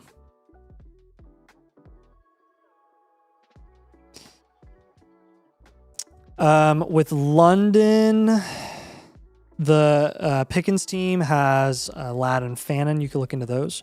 The Olave team has Breece Hall. Let's say you went to Tet McMillan. The Tet McMillan team has some nice guys. Is this in London Neighbors? J-Mo, Devontae Adams, Kyron Williams are on the Tet team. Nice. All flexible guys. I think the biggest bump is the 0.15 points per carry. Well, and generally we want to flex running backs anyways. Yeah. So I in your QB3, Malik Willis. I think you could take a shot on Kyler or Daniel Jones instead. I would like that, yes. That's just kind of just our personal preference. I would even pay a premium to get to the next cheapest pocket passing QB like a Goff or Darnold as well. Or a Shuck, depending on where Shuck's priced in your league. KTC likes Shuck a lot. I don't necessarily believe it. I don't think that's the case in every single league, but you can price him out. Again, like Avery said, pretty much every bonus is kind of negligible at this point, which means the bonus that you're seeing from an Isaiah likely is kind of just being canceled out by every other bonus that a wide receiver and a running back are getting. With like the first down stuff. I think he's right. So, I think the points per carry bonus is the biggest thing for sure. So. Yeah. So I think I would probably shop likely, and I would try to shop him on the grounds of like telling your league mates, hey, this guy's a lot more valuable because of the bonuses. Yeah, look at the PPR bonus here. So with that in mind, you'd probably be looking at guys like Pierce, DJ Moore, and Tootin. I'm kind of guessing there with likely. It's really hard for me to gauge the market value of a guy like that with the tight end premium bonus that you have there. Jalen McMillan and Chico Conquo, I'd try to get up to Travis Hunter, Evans, or even like a Kittle. And then I did eye Chuba and Kenneth Gainwell as individuals. I don't mind having both of them, but I do see less significance in Gainwell going to Tampa than a lot of people do. I would rather just package Gainwell with Chuba and try to get up to a running back that we feel a little more comfortable with, like a DeAndre Swift or Derrick Henry or something like that.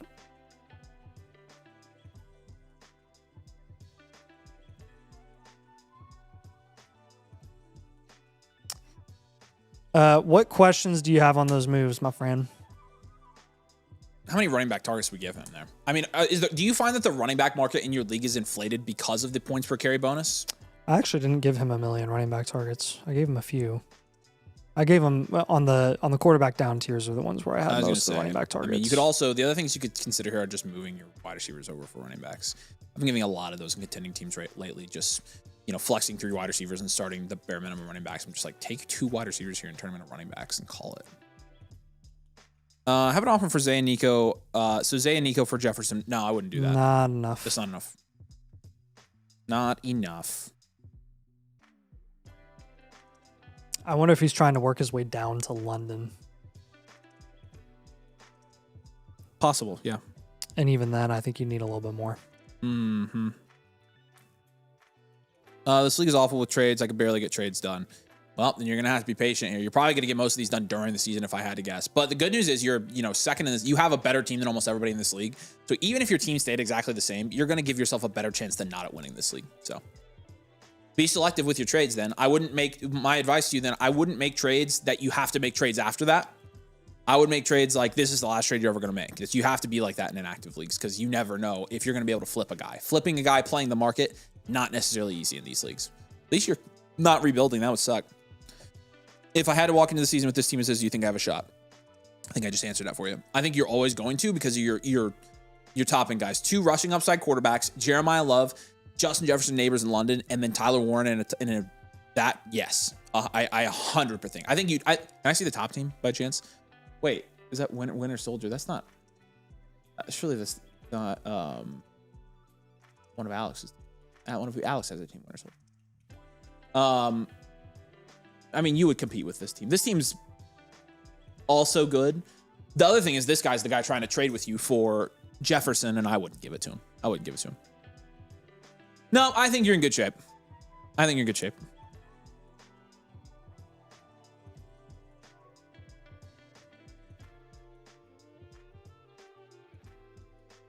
So we appreciate you. Let us know what questions you got, or you know we're here for you, and go do your best to try to make the these deals in your league. So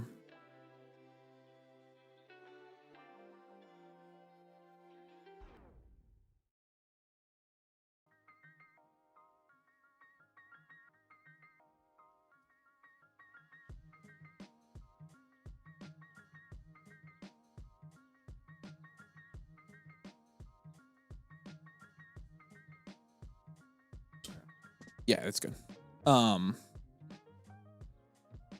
Dave goes, is bought the animal mother flocker sub. Does that come with a live or do I have to pay extra? It comes with a blueprint premium. Those aren't by default live. And so you can upgrade it to a live if you'd like to. Do you still have your voucher by chance? Let me know. Yeah, and if I didn't choose the live option for that blueprint, is there any way to change it? Yeah, what's your flock username? If you've already submitted it, let me know your flock username. I'll see how long it's been in the queue for it. You would just have to, we could send it back to you and you could choose the live option if you wanted to do that. So. Yeah, he's a new member. He's here. Resilience, I just saw him. Yes. Resilience, we got you, man. We appreciate you. Yours is going to be live on the stream. And he's a premium. Kyron of the 104 here. I would take the 104 easily here. Easily, I would take the 104. Not really thinking about this one. This is a big value one. I'm Johnny Days. Quarterback is May and Dak. Then you got Lamb, T, Rome, Michael Wilson. So it's a fair trade. So you're down tiering a little bit. I don't love this deal. No, I don't love this. It's a super flex 12 team. I understand you've got Dak, but like in my eyes, you are taking a decent production bump from May to Mahomes, and the difference between Wome and Nico Collins is not that big right now, in my opinion. So getting Fannin on top, like, I mean, I just don't like this. No, I would want a much more. I think this trade without Rome Odunze is more fair than anything. This just seems cheap. I feel like, see, now I think the calculator, because this is obviously the trade calculator is giving a verdict here. I think the trade calculator is undervaluing Drake May right here. This does not seem close to me at all. What do you guys think, chat? May side here or Mahomes side? I think it's May side here. So.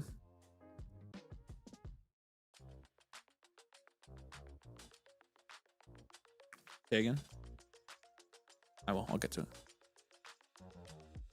I wonder what you. Yeah, one Dunze. I know. I know. You guys know me.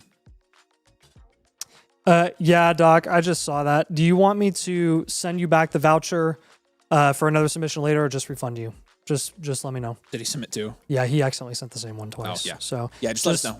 We can either give you a voucher or I can put it in for a refund. Completely up to you. He's too busy making fun of my speech impediment.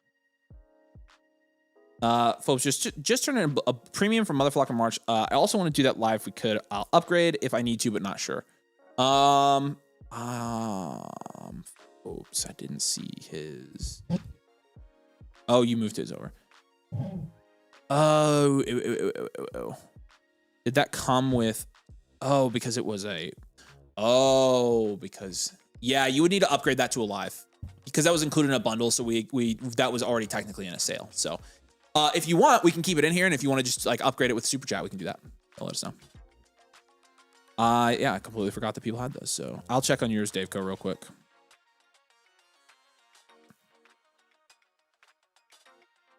Daveco, I've got one in progress for you. Do you want me to send that back to you? And you want it to upgrade? And then Larry Legend. Yours is 3 days in progress, so we probably won't be able to pull that one back over. I'm sorry about that.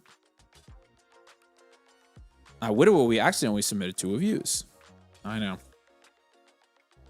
But I think, Daveco, yours was submitted today or yesterday, so we probably could do yours. We already started yours. And I don't really want to make you, yeah. Sorry. When we pull them over in the queue, we start our process pretty quickly, so it's kind of tough. May. I think so, too. So I'm going to say hold. Give him a free trade question for me, Scott. He said voucher is fine. You saw that. Doc. Give him a voucher. Voucher. Yep, got you. Appreciate you, dude. You bought a live scene blueprint, so whenever you submit it and we're gonna see it as a voucher, just let us know that it's live and we'll do it for you. Larry Legend. Yeah, I mean the problem is you already paid to upgrade it, so I don't really it's just hard because we already started it. But if you really wanted it live and you wanted to upgrade it, I could send it back to you and we could let you upgrade it. But we already started on it. That's the tough part. Otherwise, I wouldn't make you upgrade it. But how about this in the secret league? So I'd be getting a second back and sending a third. Maybe. Yeah, market is fair. I'll think on this. We can work on this a little bit, Steely. I got to check out my lineup in that league. I know I'm deep in that league, so. Folks says, I'll super chat. How much is the difference? Let me grab the super chat link. Where's it? There you go.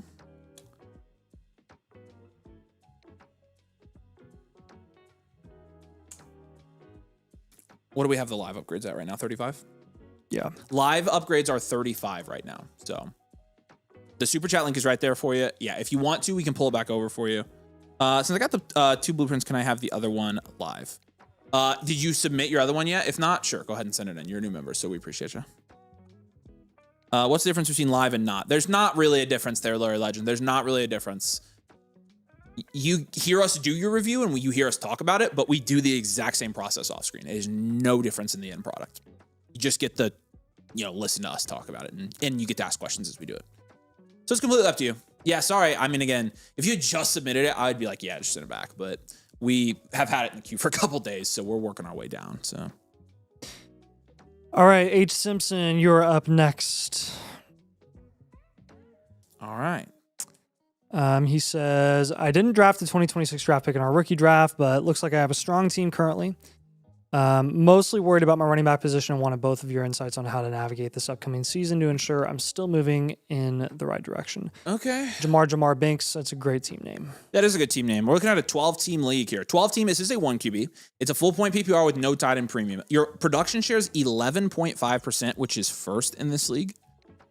Your value share is 10.4%, which is also first in this league. Very nice here. J Love and Prescott and Shuck is a 4. You got some solid options there, though. Scatterboo and Tootin's a 3. Harvey as well. Charbonnet, Brooks, Chase, London, Garrett Wilson, Nico Collins, Luther Burden's a 10. And Sam Laporte is a 4. So. Nice wide receiver room. Yeah, you do have a nice wide receiver room here. This is, you got probably a 3 at draft capital. Bench is a 5. And we'll say standard value wide receiver factory contend here. Overall is a 4.6. So, yeah. No tight end premium. No. Bye-bye, Laporta. Yeah, no tight end premium here. Hell, you can start Terrence Ferguson.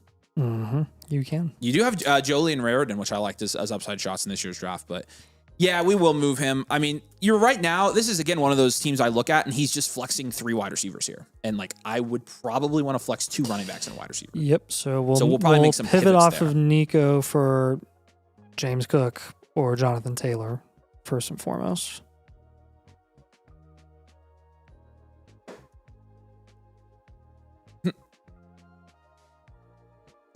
What other receiver do you want to pivot off of?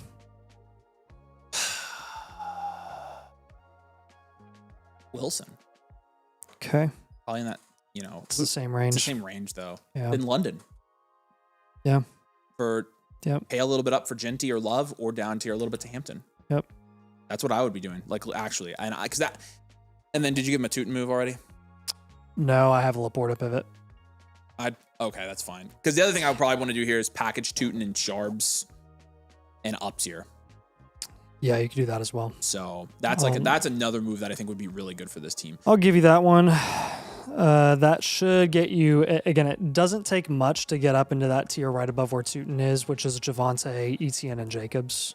So any one of those 3, we're totally good with you targeting over Tootin. All right, Larry Legend, we got you. We appreciate you, man. We will we'll pull this over and get it redone for you. So I'll work on that now. Appreciate you, man. He's super chatted, so he's good.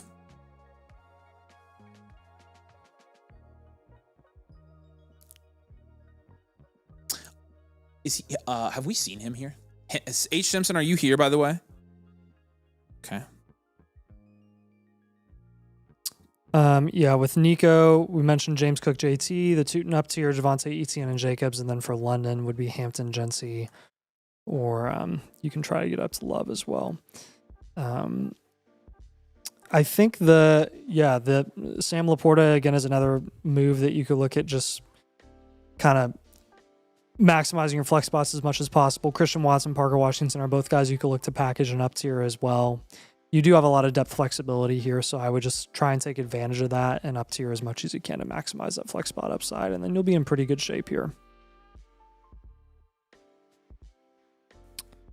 I mean, so essentially, your team's actually built pretty well here. It's really just roster construction. It's really just like optimizing your starting lineup, which is, again, I think that's a lot of the contending teams that I've been reviewing recently is like, let's just make your starting lineup like higher ceiling just altogether. I think that's what you're doing here and it allows us to keep some upside here. Like, I think the short-term upside lies with like a Luther Burden. We didn't give you a Luther Burden move here.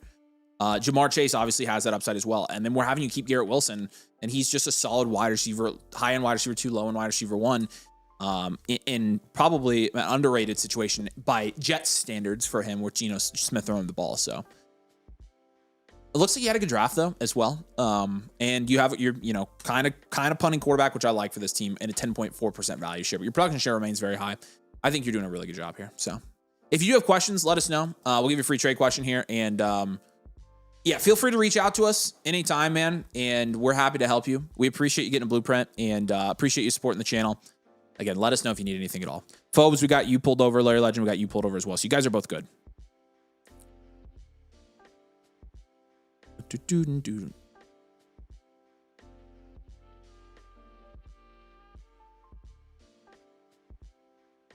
So when that happens, it doesn't do it on the program. Oh, that's good. That's good to know. All right.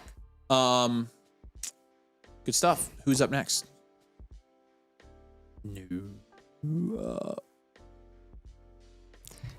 C. Smooth might be on the stream because he just asked. Yeah, C. Smooth, are you here? His comes with a premium or the 2 blueprints. You signed up on the 26th, so yours you'll would be be getting the 2 blueprints. blueprints. He can have the premium if he wants, right? If you want the premium, it doesn't really matter to us. Yeah. All right, Larry Legend. Either way, I don't know if you're wanting this live, but you can mark those as complete, Scott. The super message. And then C Smooth will probably have to upgrade this to live as well if he wants it live. Okay. Yeah, but you do get 2, by the way. So, actually, it was already assigned. Oh yeah, I was gonna say we on already the gave you 2 26th, vouchers. so you should have 2. Oh yeah. So it might be a little too late for that. And if you're here, if you like for some reason want that change, you want to throw a voucher away and do a premium, so we can do that. 8 Shannon McLaurin for Quinshon Judkins and Rasheed Rice. I would probably take Judkins and Rice here. Yeah. 12 team start 10, so a little bit of a deeper league format. Yeah, I'm cool with this. I'm good with this trade. Okay. Okay. Okay, it doesn't have to be Cool. live. All yeah, right, cool. Yeah, just a question. Yeah, so you should have your second 2 one blueprints. assigned, Yep. and you just submit that whenever you want. So Appreciate you, brother. If you need anything, let us know in the meantime. Omar Cooper or Travis Hunter. I think market value is Cooper right now, but I like them both. So Travis Hunter, the 109, I would take the 109 there. I think you're getting him for cheaper. Do you guys ever get tired of doing blueprints? To be honest with you, like, what is the alternative here? The alternative is working wherever the frick and doing whatever the frick, or we can review Dynasty teams for a living. So it can get, you do, Nathan can tell you more than anybody, you do 20 in a row and it can get, I try to do them in batches, but no, you guys are extremely supportive. And so we like putting out good products. We like helping you guys out, and that we like the interaction as well. So click get my team review. It says I need to upgrade to Blueprint Premium. The only team option I have is Team Blueprint. Yeah, that's correct. When did you sign up, Dave Co? Dave Co. Subscription charge on the 1st. So you got 2 free Team Blueprints with your membership as part of the deal. They are not Blueprint Premiums. You would have to upgrade to a Blueprint Premium, but your promo that you sign up with, you get 2 Blueprints, and they're standard. They come with Infinite Blueprint, though. You do not have to upgrade for the Infinite Blueprint. But if you wanted the Premium specifically, yes, that is correct. The promo that we're running this week is the Blueprint Premium, so that's this week. So, all right, let's keep rocking and let's keep rolling. all right. You want to do TJB next? Yeah, sure. It doesn't matter. Let's do TJB real quick, and we can just jump back to Larry. I don't think it super matters here. We're gonna have to go down through all this, guys, anyways. So, let's do this. Yeah, just technically. Yeah, I know. All right, TJB is up next. TJB, are you here in the chat? Let us know. Straight out of a startup here. Okay, this is gonna be interesting. $200 league, so I'm keen to find a way to contend. Everybody is going to in this league, by the way. You might set yourself up well if you reload, depending on what your team looks like. Approach the draft, the value mindset over starters, a 6-point QB passing plus a 1-point side premium. Yep, okay, I've got you here. So 12 teams, $200 buy-in. 12 team, Superflex, full point PPR, full point side premium. 8.6% is your production share, which is 6th in this league. Wow. Wow. This is a startup? In a startup in a $200 league. 10% value share first. Wow. You crushed it. You didn't trade away your 27 first. Look at this team. Oh my goodness. It's a great job. And you're going to contend. Mahomes, Mendoza, Ward, Simpson. I'm going to give you a 10. I mean, you just got so much depth there for a 12-team Superflex. In a 6-point, you have Mahomes, Mendoza, and Ward. Like, that's crazy. Bijan and Hampton. I'll give you an 8 there. Depth guide puts you at a 10 there. Garrett Wilson, Marv, Lemon, Adams, QJ. I'll give you a 7 there, and Kittle's a 4. You have all your future picks. Draft capital's a 3, benches a 2. Overall is a 6.4 for you. This is real good. I don't know how you did this, my friend. It's not you drafted freaking so good. Yeah. Standard value, well-rounded, contend. One of the better startups I've seen, not to mention in a high-stakes league. Like, I'm sorry to glaze you so much, but my gosh. If I had a $200 league where I drafted like this, I'd flip my lid. You have Bijan and Hampton. Yeah. Frick. What should we do at QB? Move one. Yeah, I mean, I'm assuming since this is out of a startup and he drafted for value, he's saying that the QBs were going really low. So I'm not sure what the market's going to be like immediately, but long term, you obviously want to move a QB. I would probably. I would assume Mendoza probably has the higher value. I would probably pivot off of Mendoza. I'm fine holding Simpson. Yeah, me too. He's not a huge. You'll hold Simpson for sure. Then you could do a small down tier for Mahomes as well. Yeah. I will look at QJ as well and see if you can pivot to a productive vet in his price range as well. Mike Evans, Terry McLaurin, Michael Pittman are a couple guys that you could look into there. You can kind of afford to take on one of those volatile, high production upside assets down there in that range. The down tier from Mahomes. Let's look at a couple of ideas there. With Fernando, I'll undershoot a little bit with Fernando. Josh, I did see yours come through. You're good, man. Go ahead and submit yours for us. I'll be conservative. Probably looking at like Quinshon Rome.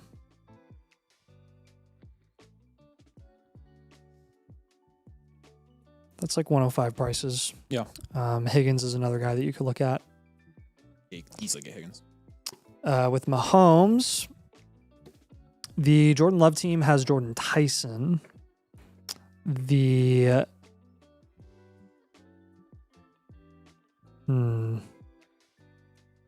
Jackson Dart team has a couple of interesting guys. You'd have to give something back with Scatterbo, but I'd be interested in kind of getting that pairing. And then you could go all the way down to Dak and get a pretty solid plus there. The team with Dak has Tet, JMO, Fannin, 27 picks. I don't love anything there.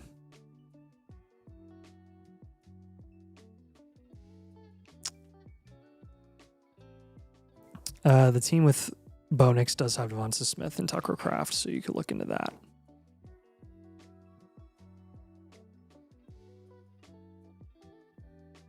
What questions do you have on those moves, man?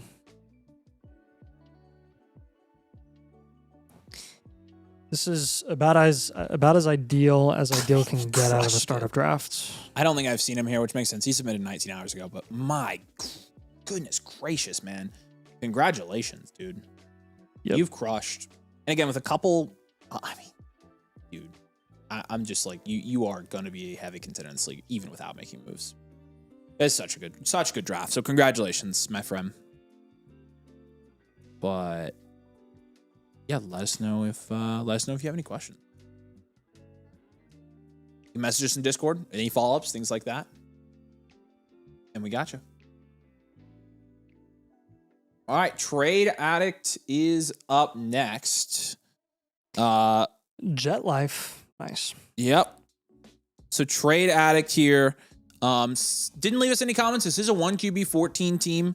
It's a start 8 format. It's a full point PPR and a full point tight end premium. Okay, so deeper league here, 7.4%. Production share 7th in this league. And then 8.4% value shares 5th in this league. Not bad for a 14 team there. You'll definitely contend, I think. Mahomes is an 8 in this format. Love, Hampton, Kyron Price is a 10 in this format. Holy smokes. Lamb, Odunze, Marv. This is a great team in a 14 team. 7 there, and Gunnar Helm's a 1. You obviously have punted tight end. It's a full point, and that's where you've kind of paid the price. Oh, interesting. Yeah, and you have Kelsey as well. Yeah, so. Okay. Interestingly enough, I have Kelsey ranked the highest of your tight ends. No first. Draft capital is a 0 here. Bench is a 2. And overall, we'll go 5.2 here. This is, to me, man, this is close. I go standard value, running back heavy here. Same. Standard value, running back heavy, contend. I love the running back heavy build, though. This is really good. This is really good. I'm just thinking, you've got Marv, you've got Jaden Higgins, you got Chris Bell. I think we've got some up-tier opportunities here. I don't know how easy it's going to be to get a tight end. You might have to roll with Kelsey this year. Do we want to move in the Mahomes? Yeah, in a 1QB 14 team, I wonder what you're going to get from Mahomes. More than a 12-team 1QB. It's true. That is true. But less than a 16-team 1QB. Also true. Yeah, True. I don't know. What do you think? What could we get for him? Because we got a pretty good starting lineup here. I'd be looking for a productive running back. Honestly, at that point, you could probably take a shot on a Saquon. Or you could go for really anyone in the 5th round that kind of slides a little bit. So Saquon, T. Higgins,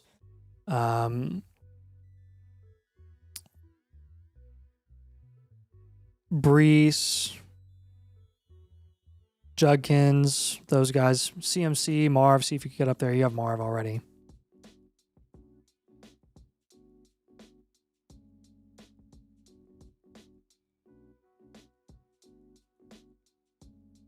But yeah, you should be able to get a pretty decently productive guy for him in a 14. What did you say, an up tier? I mean, I think we're getting from whomst. You could do like Higgins and Marv or Debo. Well, Debo's not signed yet. You could do Chris Bell in one of those receivers. Let's do Chris Bell and Jaden Higgins. Yeah, you could do that. See, that's kind of what I was thinking as well. In a start 8 league, yeah, I mean, Christopher Bell. If you can get up to Addison Pierce, that would be sick. Would be sick. I like that. I would shoot for Tootin as well, actually, for your team. And then you could flip Tootin. Or you could either stack him with a Marv and then up tier there if you ended up getting someone like him. Because, again, it's not like you need more running backs, but you can just use them, levers of value, and manipulate it the way you want to manipulate it. I think our third move...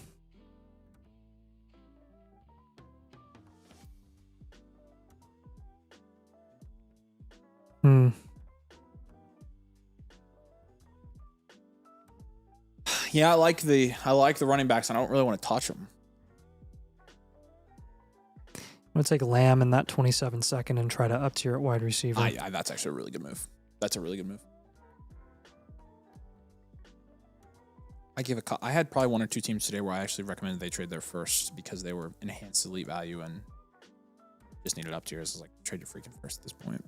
Yeah. Not like you're not getting a good return for a 27 first in the deal right now. I do that every once in a while as well. Yeah. What questions do you have on those 3 moves, man? Trade Addict. He should be here. Have we seen him, Scott? He submitted right before the stream, about 20 minutes before the stream. No, Josh, don't pay. Just submit the free one. Don't pay. It's a free upgrade from us. We got you. Do not pay. Really just want to prioritize raising your production share, man. We don't want to bring that any lower. It's at 7.4%, which is average in a 14 team right in the middle of the pack, but you can get that better with the value that you have on this team.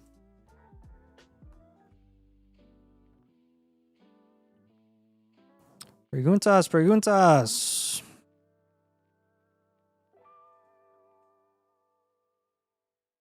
Have you seen him, Scott, in here?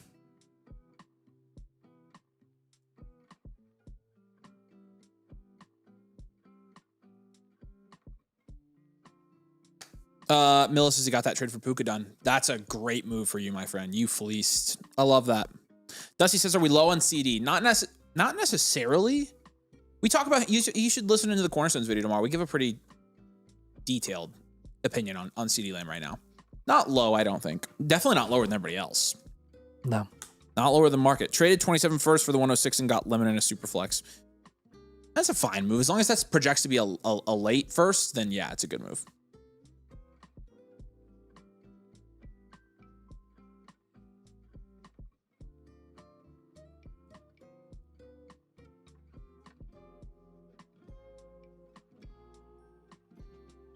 But all right.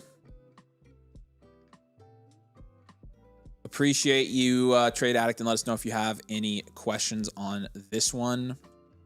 So what? We'll do docs. Yep. Okay. Then we'll jump back up to Layer Legend here in a minute. LJ on Dex got a trade question for us here. LJ, what's up? Purdy and Tracy and Devontae Smith for Nico and a 27. Yeah, I mean, Nico and Purdy are value equivalent, and then you're talking about a random 27 for Smith and Tracy. I think it's fair. I mean, the thing is a kind of mismatch here. If you're a contender, you probably want Purdy and Smith. And if you're a rebuilder, you probably want the first, but you don't want Nico. So it's a weird one. Let's look at the team here. This is Washington Redskins. Jason's here. Timo? Not Timo. So you would be getting Nico in the 27 first here. Quarter. Yeah, actually, you know what? I probably would take this trade. You're basically just subbing in. The only lineup change you get there is Devontae Smith for Nico, and you get a 27 first on top. Sure, that sets you up pretty well for the future as well. I'm actually good with this trade. Oh, you're saying for your blueprint. I got you. That's T mode. Can't move Mahomes. I got you.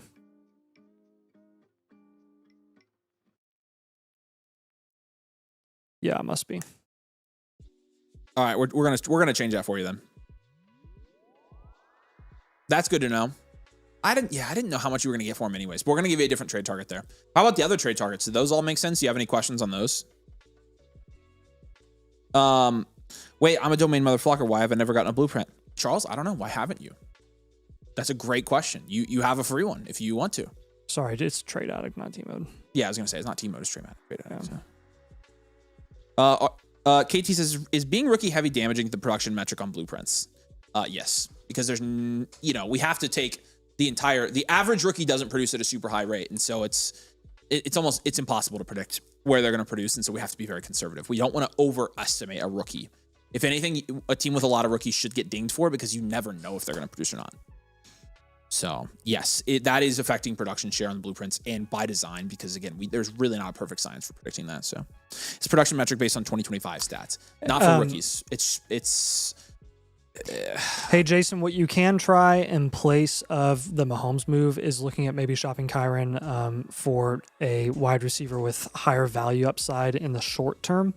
AJ Brown and Devonta Smith are the two main guys there that I would be looking at.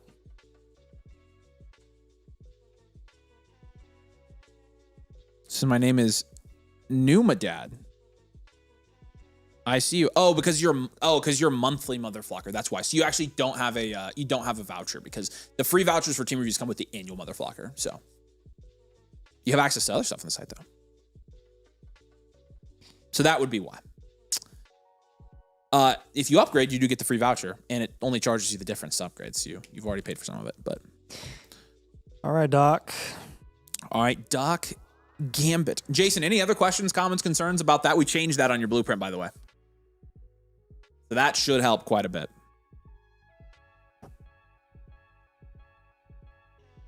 I can't figure out how not. Don't pay. No, Josh, just submit the free version. Submit the free one. Don't pay. We upgrade it for you, so don't worry about paying. Michael says, I submitted a blueprint 3 days ago. Can I get it live? I'm happy to do that if you want to upgrade it to a live. You would have to pay to upgrade to a live. We already have it in our queue. We've already started it, so we could pull it back over, but you would have to buy the live upgrade. So if you'd like to do that, let me know. Doc says it's the first team review that we ever did. Oh, nice. I think transitioning from future value to competing is Full where I'm circle. struggling. Okay. Thanks for all the content. Yeah, man. All right, we appreciate you. Let's take a look at this thing. Okay. I'm kind of excited. So, oh my gosh. No, I think so. Yeah, wow. Okay, yes. 12-team Superflex, full point This is PPR, interesting. half point tight end premium. 5.4% is your production share. That's 12th in your league. Your production share sucks, man. 5.4%, 12th in your league. Hey, question before I even think about doing it. How's QB value in this league? How much is Burrow priced? However, 11.1% value share is first in this league. You have the biggest, one of the biggest production and value share gaps I've ever seen in my life. Yeah, I think you are right. I think moving to a contender here from a rebuilder is definitely the move, and we're going to do it. Joe Burrow and Brock Purdy in a Superflex, that's an 8. Love, Coleman, Rodriguez, that's basically Love is a 4. Neighbors, London, McMillan, Smith, Hunter, lots of upside there, and some good guys at the top. That's a 9, and then Arroyo is a 1. 227s, give you a 5 draft capital. Bench is a 3, overall is a 5.4. Yeah, standard value, wide receiver factory, contend. You definitely need to contend. Definitely need to contend with 11.1% value share. Now, how do you do it is the thing. And yes, I do also want to know about the QB market. Like, is it like, oh, I can't move quarterbacks at all in this league? Well, that would suck. And we need to know that. So, yep. While we're waiting to hear back on that, though, I think we do need to make a couple of down tiers. He says there's some QB needy teams. So maybe we specifically go after those. But let's go after the QB needy teams here. Meanwhile, you tell me which QB you want a down tier from. Oh, no, definitely Burrow. No, sorry, my bad. Which wide receiver do you want a down tier from? Ted. Okay. Frick, no. Pause. I'm just thinking this through. The answer is technically Neighbors. I know, but it just seems like a bad idea with the way his roster is built right now. Honestly, the other move you could do is do the neighbors 27-second up tier if you wanted to try that. I would. Do that but that doesn't help our. I know. I just don't. I would rather up tier from neighbors than down tier. We'll down tier from London then. All right, that's fine. Dave, so what's the difference between the team blueprint and the blueprint premium? The amount of information you get, double the trade suggestions, so 6 trade options and 18 specific trade suggestions. You get about 3 times the analytics as well. Comes with 3 free trade questions. Comes with infinite blueprint, which if you remember, you already get infinite blueprint. So, what it do says I downtiered from neighbors. A tough pill to swallow. What was that move by chance? I'm curious what the going rate to downtier from neighbors is right now. So, QB needy teams in your league. Let's take a look here. Yeah, I was gonna say let's. I'm assuming Rock Hard is one of the teams that you would assume is QB needy. The Trevor Lawrence team could be QB needy. That's the checkmark team.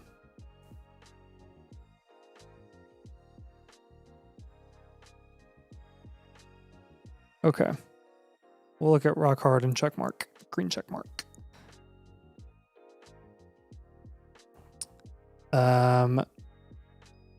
T. Higgins. T. Higgins.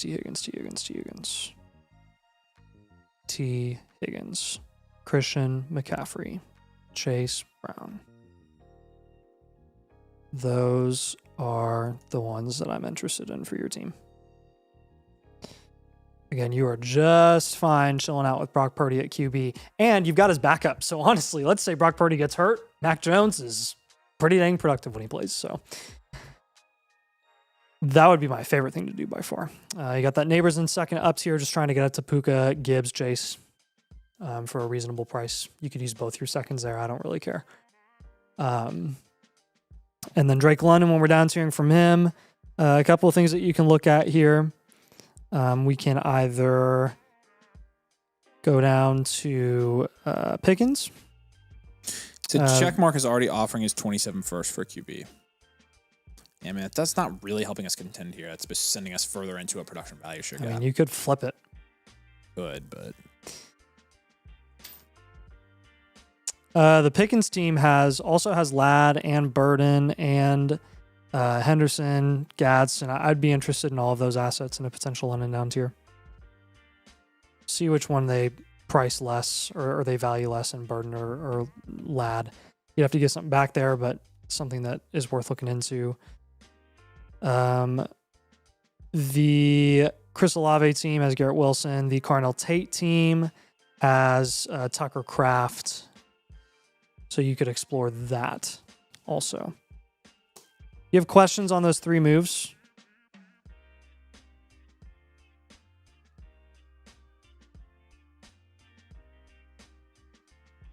I think that gets you a lot closer. Yeah, but guess what questions you got? You clearly have done a really good job rebuilding this team. So I mean, you're in a good spot. So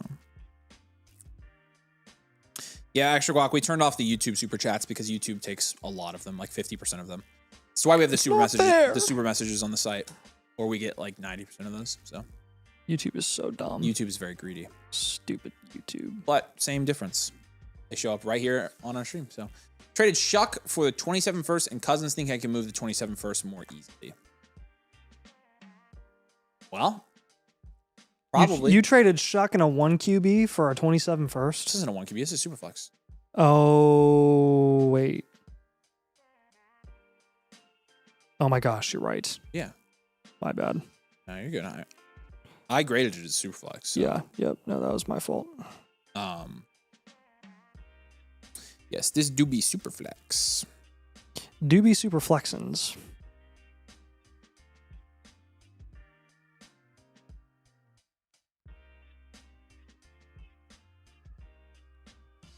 Yeah, but that's a good trade. I mean, yeah, then you're just going to move those 27s for essentially guys to flex to win this league. So, but you can do that.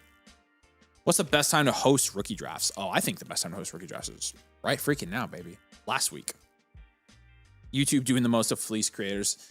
Yeah, they're not super helpful. YouTube has paid us a little bit better this year, though, which has been nice. So, hashtag Thank you, YouTube.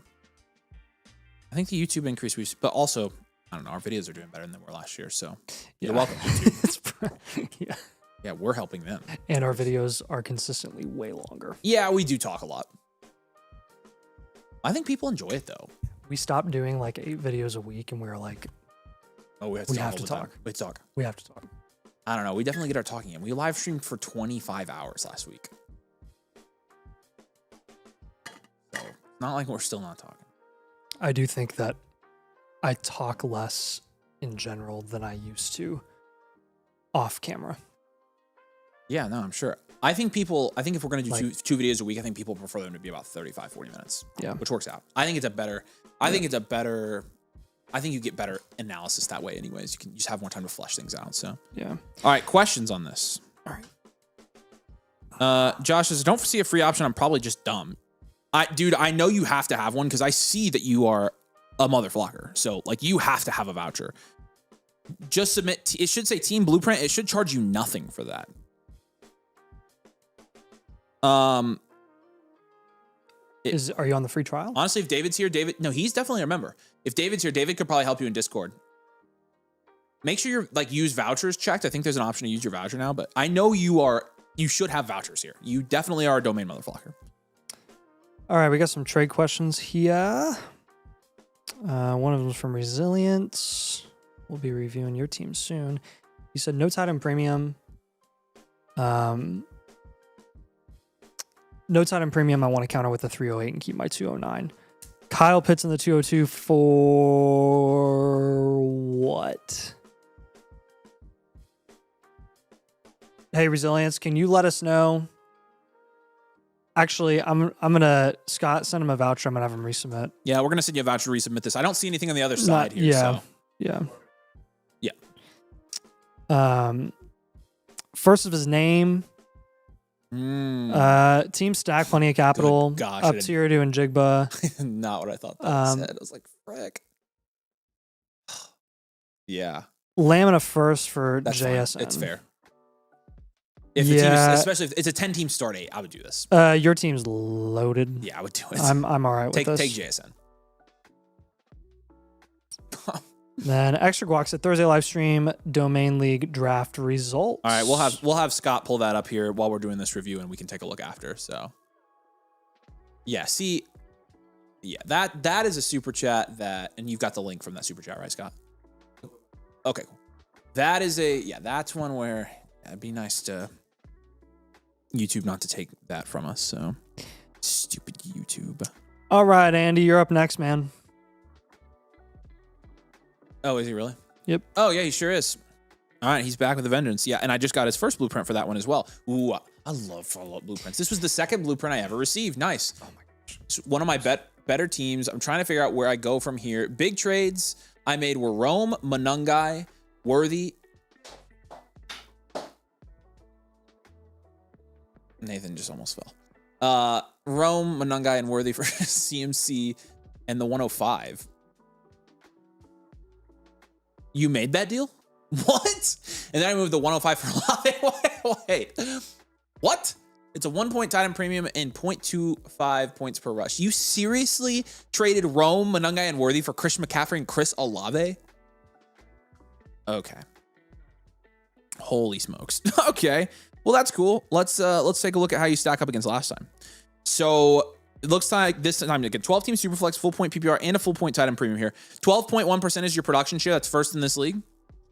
12.1%. Last time it was 11.8%. Small value or small production increase there.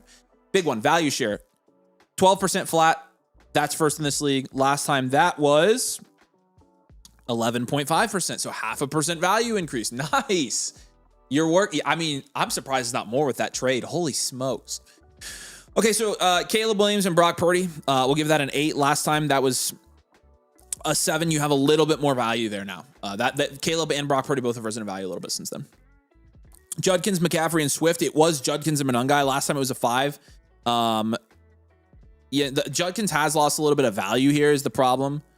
But I'm going to give you a 5 again. You added Swift, doesn't really change much here for you. You already had Swift before. It's just you basically added McCaffrey here. Puka, Neighbors, Igbuka, Olave, Rice, and JMO. Last time it was Puka, Neighbors, Rice, Igbuka, Odunze, JMO, and Worthy. So you got a 10 last time. You get a 10 this time. And then Kyle Pitts, we're going to give him a 7. Last time that was a 5. Same room, a little bit different grading here. We make tweaks to our algorithm. I gave him a 5 at running back. So, yeah, I'm going to go enhance value wide receiver factor here. Contend. I mean, it looks like you've done a freaking pretty good job. I cannot believe you made that trade. That's ridiculous. Overall here, draft capital, we're going to give you a 1. Bench is a 1. Overall is a 6.2. Last time your overall was a 6.6. Technically, that's because... well, I'm trying to figure out why that is. Your bench score technically went down. I don't really care about that. Actually, it's probably the same. We'll give your bench a 2, so that'd be a 6.2. 8, 5, 10, 7, and 7, 5, 10, 5. I'm very surprised that your overall grade is registering as lower right now because I haven't seen 6.6. Oh, is what this for this time or old time? Both time. Oh, you're seeing 6.6 for this time? Yep. That's weird. Mine not saying that. 80th percentile though. Yeah, build percentage, 3% of teams we do. Let's take a look at your advanced analytics here. Either way, I mean, you've definitely made moves that have increased the value on your team and increased the outlook of your team, which is what you're going for. In terms of your moves, or sorry, your value proportion here, 58% of your value is in wide receiver. That's a wide receiver factory team. You have a 20% value share at wide receiver. 24%, a quarter of your team's value is in quarterback, and you have an 11.3% quarterback value share. 12.7% of your roster is running back. You have a 7% value share at running back, and then tight end, you have a 3% value share. It's a very small percentage of your value proportion. Your average age at each position in your starting lineup, 25 for quarterback, 26.5 for running back, 24.5 for wide receiver, and 25.5 for tight end. And your 3 factors look great here, dude. Your installation's an 8, your production's an 8.3, and your situational is an 8.5. So that's really good. Fright Night is, of course, first in this league. You've got 3 cornerstones, Puka, Caleb Williams, and Malik Neighbors. Congratulations on Caleb Williams, by the way, becoming a cornerstone asset. I carried the weight on that one. Nathan is the foundational part of that argument. It's pretty much split 50-50 among people right now, whether he be a cornerstone or foundational. And then Purdy, Olave, and Rashee Rice are your foundationals. Upside premiers are Buka and Quinshon Junkins. You have a bunch of serviceable guys as well. Chuba, Chris Godwin, Tua Tagovailoa. Got a short-term league winner in Chris McCaffrey. It's such a good team. It's such a good team. And with Chris McCaffrey, Puka, Neighbors, Olave, Caleb Williams, Brock Purdy, like, you're going to win this league. Or you're going to be dramatically upset in a heartbreaking fashion. But you're going to win. You're going to win. We have to put that disclaimer in there. Mm-hmm. So, very, very good job. I think the trade you made is legit awesome. It's the only main move you made here. You drafted your rookies as well. You got Max Clare on this team, etc. We're going to keep giving you some moves to try to enhance this team a little bit more. It is still a deep league. You're still starting a lot of guys. Yeah, you could benefit from probably one down tier here. I'm not going to have you do any more than one. I think you could benefit from a down tier. And the other thing I think you could benefit from is just moving maybe a wide receiver or 2 for a running back again, like we do with so many flex spots here. Yep. Agreed. Okay, a couple of ideas here. Idea numero uno. I'm going to give you 2 different players. They're in the same value range just to kind of demonstrate that I don't really care which one you end up moving. You can either look at a Rashee Rice or an Emeka Egbuka down tier. The one that you don't down tier from, you'll just pivot from the other, probably for a running back specifically. I'm going to have you do the same thing with JMO as well. But Egbuka, last time on the last blueprint that we had for you, we had you pivot from Egbuka to a value adjacent wide receiver. I'm going to shake that up and see if you can't get your hands on one of those highly productive running backs in James Cook or JT instead. I would guess that would be more doable. Just would guess. With Rashee Rice, like, let's say we go down to AJ Brown, for example. The AJ Brown team is also the same team as T. Higgins. If you went down to T. Higgins, you'd probably get an Addison on top. If you went AJ Brown, you'd probably get a 27 pick on top.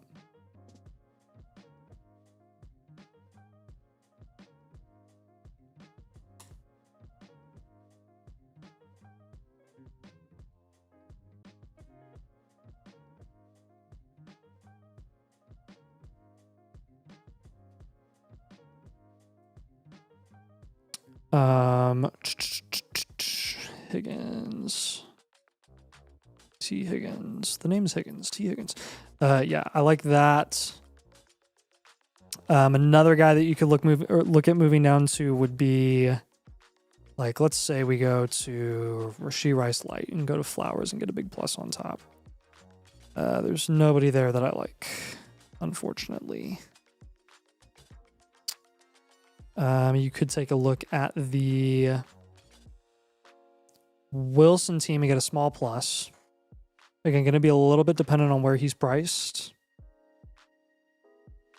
But I do like the Wilson team. The Wilson team does have Scattaboo. He said, I'm all for getting more running back in this league. It's 0.25 per rush, so guys hold on to running backs like their lives depend on it. I gotcha. So you're going to have to pay a little bit of a premium to get those running backs is what I'm gathering. So if that's the case, I will try to not undersell the price tag of some of these guys. The Devonta Smith team does have ETN. That would be a reasonable down tier in a 0.25 point per carry league as well.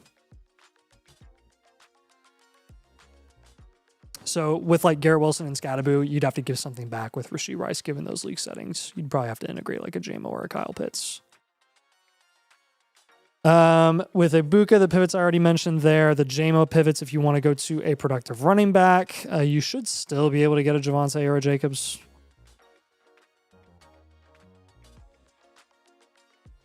I do a Henry and a 0.25 point per carry. Yes, on the extra premium. Okay. You good there, Willis?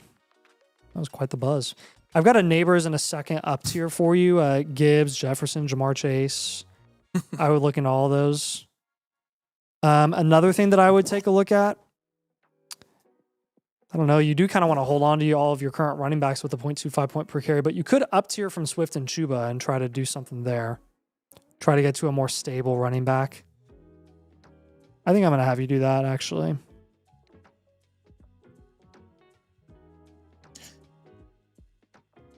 It's the same range. Hey, don't use the bathroom down here. Okay. Same thing with Swift and Chuba as it would be for JMO. You're getting into that same tier of running back. Yeah. So like ETN, Javonte, Jacobs.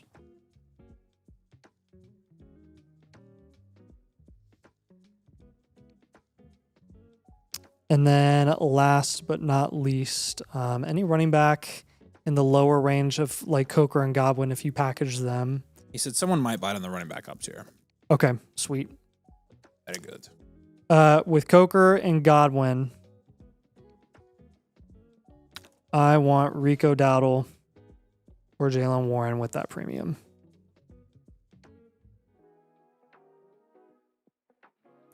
Any other running backs down there that would be relevant targets? Monty's another one as well.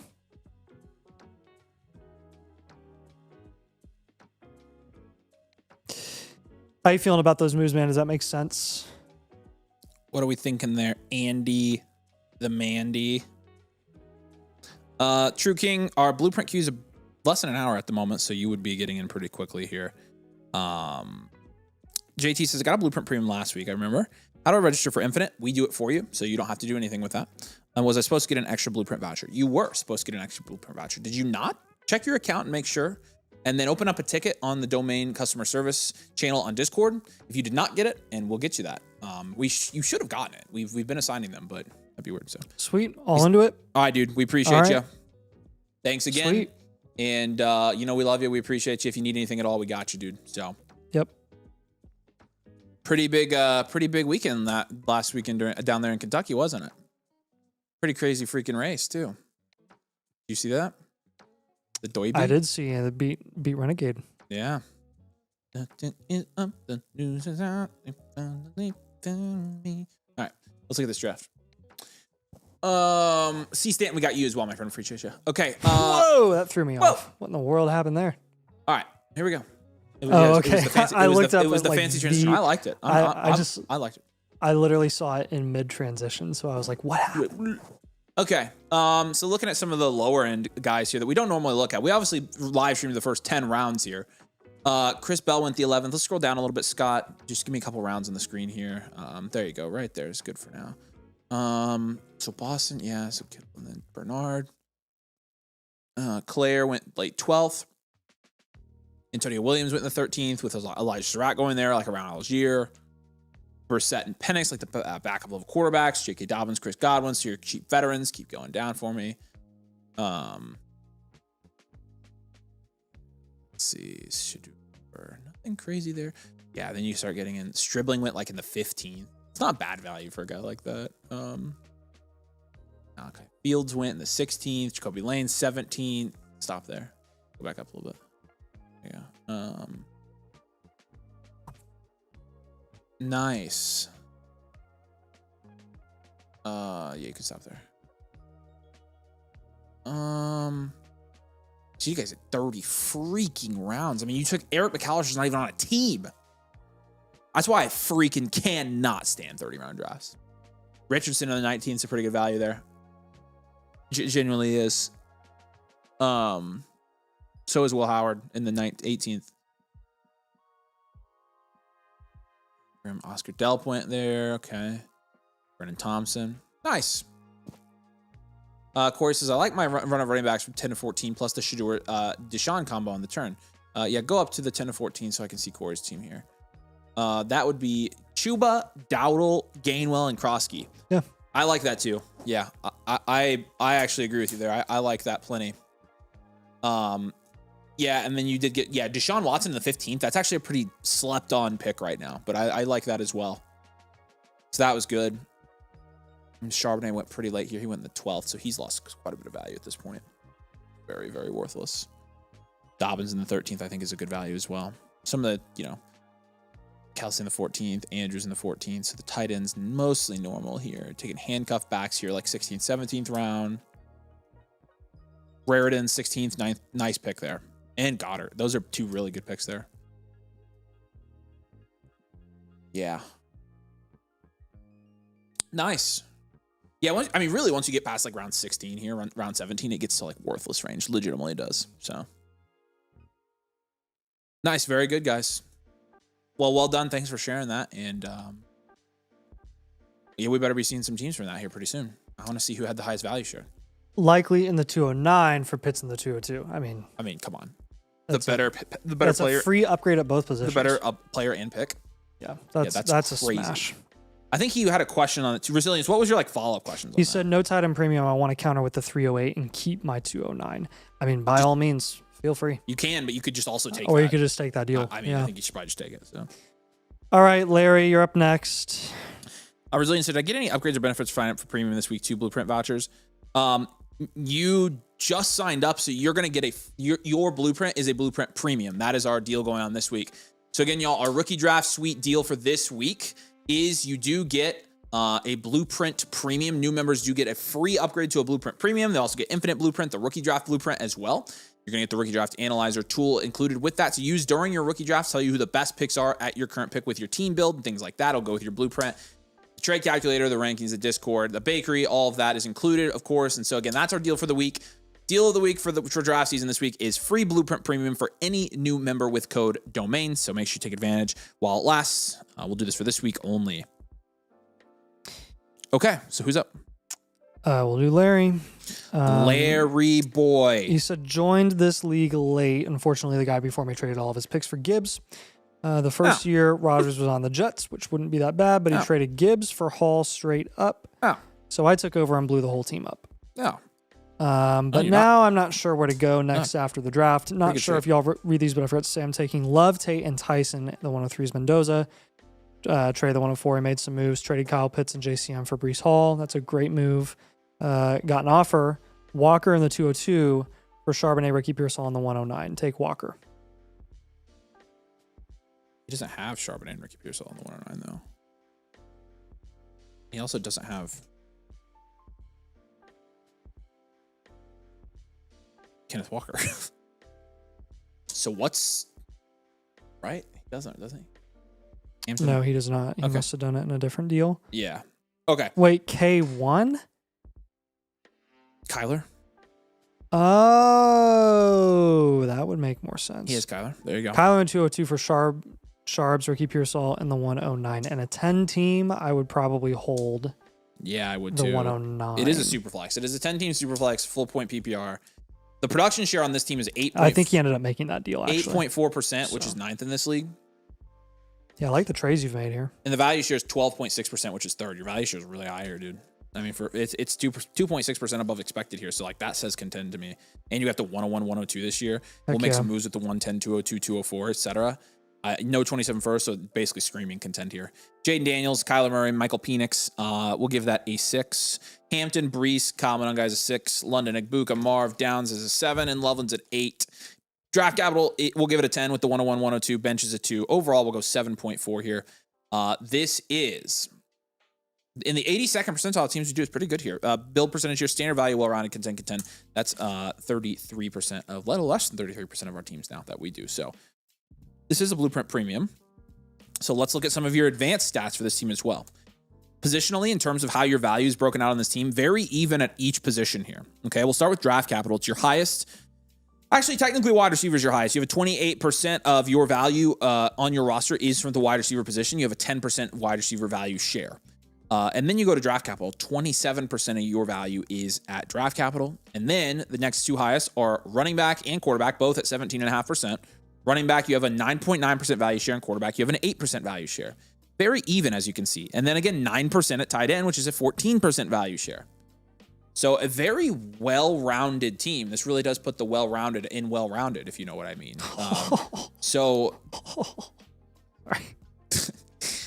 Thanks. 25 is your average starter age at quarterback. 24 at running back and wide receiver here. So that's, I mean, you're young everywhere too is the fun thing. 22 at tight end. You've rebuilt this team really nice. We've got you at 3rd here in the power rankings. Your 3 factors. Insulation's a 7.5. It doesn't surprise me at all because your ages are so low across the board. Your production could be better, and I think that's very obvious in your production and value share gap being 4.2%, right? Production score is 4.3 here, and situational score is 5.0, and it's just pretty much all across the board. Low production upside here, and that's what we'll try to fix here, but I do think you're going to be contending. The other thing is Love's going to help fix that. Tate is going to help fix that as well. Maybe not from a numerical standpoint, but conceptually, drafting the top 2 rookies this year, both of them, especially Love, project to be day one productive. You'll feel good about that. You already do have 3 cornerstones, 1 foundational here. You're going to add another cornerstone and another foundational, so you have 6, which is right in the range we want to see. Plus the 2 upside premieres you have in Igbuka and Marvin Harrison Jr., the mainstay in Brees, and then 4 serviceable guys that you have down on your bench. Josh Downs, Parker Washington, Michael Penix Jr., and Brent Strange. Downs has gained so much value. Is he really going up that much? Mm-hmm. And here's the thing, like he's up in the Wandale, Gadsden, DJ Moore, Michael Wilson range. What? Wow, he was going in the 12th not too long ago. Well, he's carrying some value now. Well, and the thing is, he's kind of a nice guy in up tiers now. I don't necessarily think it's a he is, but I actually don't necessarily think it's a. Both things can be definitely merited. It's merited, and his ceiling is capped, and so up tiering from him it raises your production ceiling. Exactly. Sure. So, nice team here. You're definitely going to contend. So it's just a matter of closing that production and value share gap. It's what all of our moves that we're going to give you here are going to try to do. So that's really the main thing here. So yeah. Yep. Kyler. Yeah, he was correcting my dumbness. Alan, I'm not sure I'll be in the Discord, so if you have a question, just drop it in the chat and I can answer it for you now. All right, I have 1, 2, 3 up tiers. Triple elite tight end. I've got 3 up tiers for this team. Nice. And with those 3 up tiers, I'll give you 1 down tier. Your QB2 is Kyler Murray, which is fine. But I will look into probably a little down tier from Daniels, and that'll help you be very flexible with your up tiers with the 110 and the 202. Downs, I'm a guy, Parker Washington and Brenton Strange. I'm going to have you pivot off of the 204 for a couple of guys down there that we have a little bit more faith in. 204, we'll treat it as a 202. I'll go for like Mike Evans, trying to get a productive vet down there, essentially. You can go for Michael Pittman, Terry as well. I would look at potentially moving Igbuka. You have a lot of wide receivers here. You're going to have a lot of wide receivers with Tate coming in. 2 of your 3 flex spots will be wide receivers. I think you could just take Igbuka and move him from James Cook if you wanted to do that. that is worth looking into, or you can get a proven guy since you do have a lot of unproven youth on this team, like a George Pickens, for example. With the 110 and the 202, I'd be looking up at like JMO, Josh Jacobs, Zay Flowers high end. I would include more depth pieces to get up to Flowers. With Downs and Monungai, Downs is carrying a lot of value right now. I would love to get up to one of those productive veteran running backs. Downs and Monungai, Tootin would be the absolute low end. I don't think it would be worth it at that point. It would be worth it with like Javonte or Etienne because those are both 7th round guys, like late 7th round guys, or early 7th round guys, my bad. Scatterboo's more of a dream. He's a dream nonetheless that I would love for you to acquire. Josh Jacobs also. Looking at Parker Washington and Brenton Strange, that should get you up to the productive vet range. And like Derrick Henry, you could just up tier to like a Gadsden instead as your backup tight end. Or you can take a shot on a Addison or a DJ Moore or something like that. And taking a look at your QB situation with Jaden Daniels, Mahomes in the 105 is definitely worth looking into. The Bo Nix team has Walker. The Joe Burrow team has the 109, Travis Hunter, etc. That would be less of a significant down tier, a plus that would give you more ability to then stack that pick with another piece and kind of improve your skill positions even more. You would just take that pick and leverage it and then probably move on from it if you did something like that. He said, should I trade for picks, though? Keep the number one team. I don't know if I'm contending with that one. I would not recommend it, but let's scroll up here and look at that number one team. I don't think you need to get in an arms race. There's obviously a super team in this league. Here's the thing, though. I mean, I don't know what else you would be waiting on here. I mean, that's like a team. Yeah, it is. Here's the thing. At this point in a team like this, you waiting and trading for picks is not going to make you contend with this team. This team's way too far ahead. So because of that, what you have to do is try to get on the opposite side of the bracket, get a bye, hope he gets upset, and meet him in the championship and hope you upset him there. Like, that's literally what you have to do. You have to get the bye. You have to get the bye, and I've seen teams as good as this lose in the playoffs. People don't believe us. I've seen teams better than that. Again, I played in out. the Chopped League that we drafted live on DFF, and I literally crafted the single best team I've ever laid my eyes on, and it lost. Yep. I literally crushed everybody in that league, and I had all my budget. I could hand pick my team, and I picked all the best players, and I lost. Yep. So again, it could come down to matchups. What if 3 of those guys have bad matchups in the playoffs? Like, you could win. So don't get in an arms race. Just make your moves, do the best you can. It's time to contend. You don't want to just keep, kicking the can down the road here. Like, that doesn't really help us a lot. So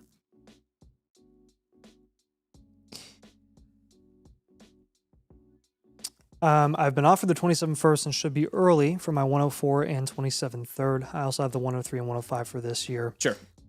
Take it. I'm good with it. It's an early first. I'd take it. I would take it.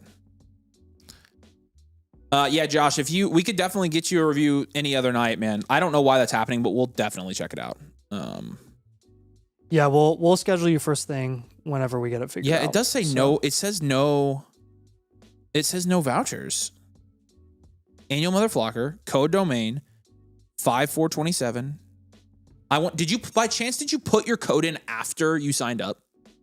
Maybe this is a weird glitch thing because we've been working on this. But like, I know Josh the Swag Nerd is a domain annual mother freaking fricker. So we'll fix it for you. I can see you don't have vouchers though, and I can also see you've not submitted any. So all right, Larry Legend, if you have any questions or follow-ups, feel free to reach out to us. Yep. Appreciate you, dude. Yep. Tyler Johnson's up next. Tyler Johnson, a.k.a. Nathan's free agent darling in the Flock League. 2 trade questions here. 104 for George Pickens. I'd take Pickens here. Warren's not anything in this format. Or in this... Yeah, well, in this format, it's the 8-team start 10, but also just in this trade, he's not anything. That's easy. Parker Washington, the 209 for Jadarian Price. Holy freaking... Is this right, Andy?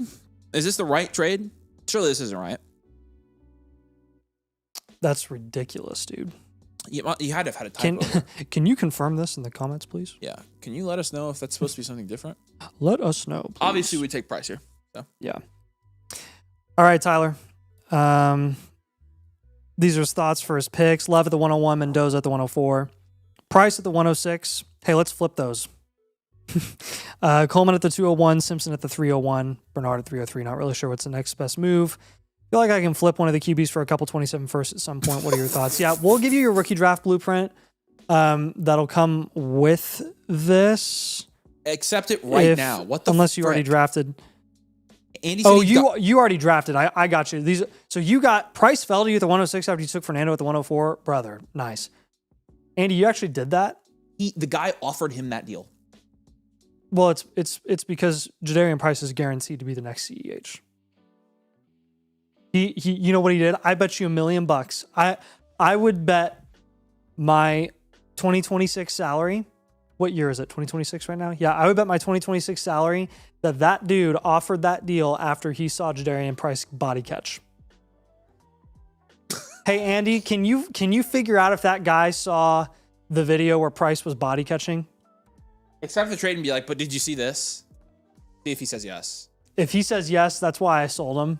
Then I need to win some award for that. Nathan's gonna have an aneurysm. Yeah, I actually don't know if I want to know.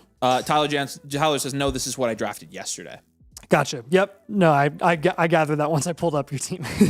I read your comments before I pulled up your team. Okay. So, yeah, we'll grade this out. 12 team, super flex, PPR, notes item, premium. Take it away, Arnie. 4.8% production share is 11th in this league. You have a 6.3% value share, which is 8th in this league.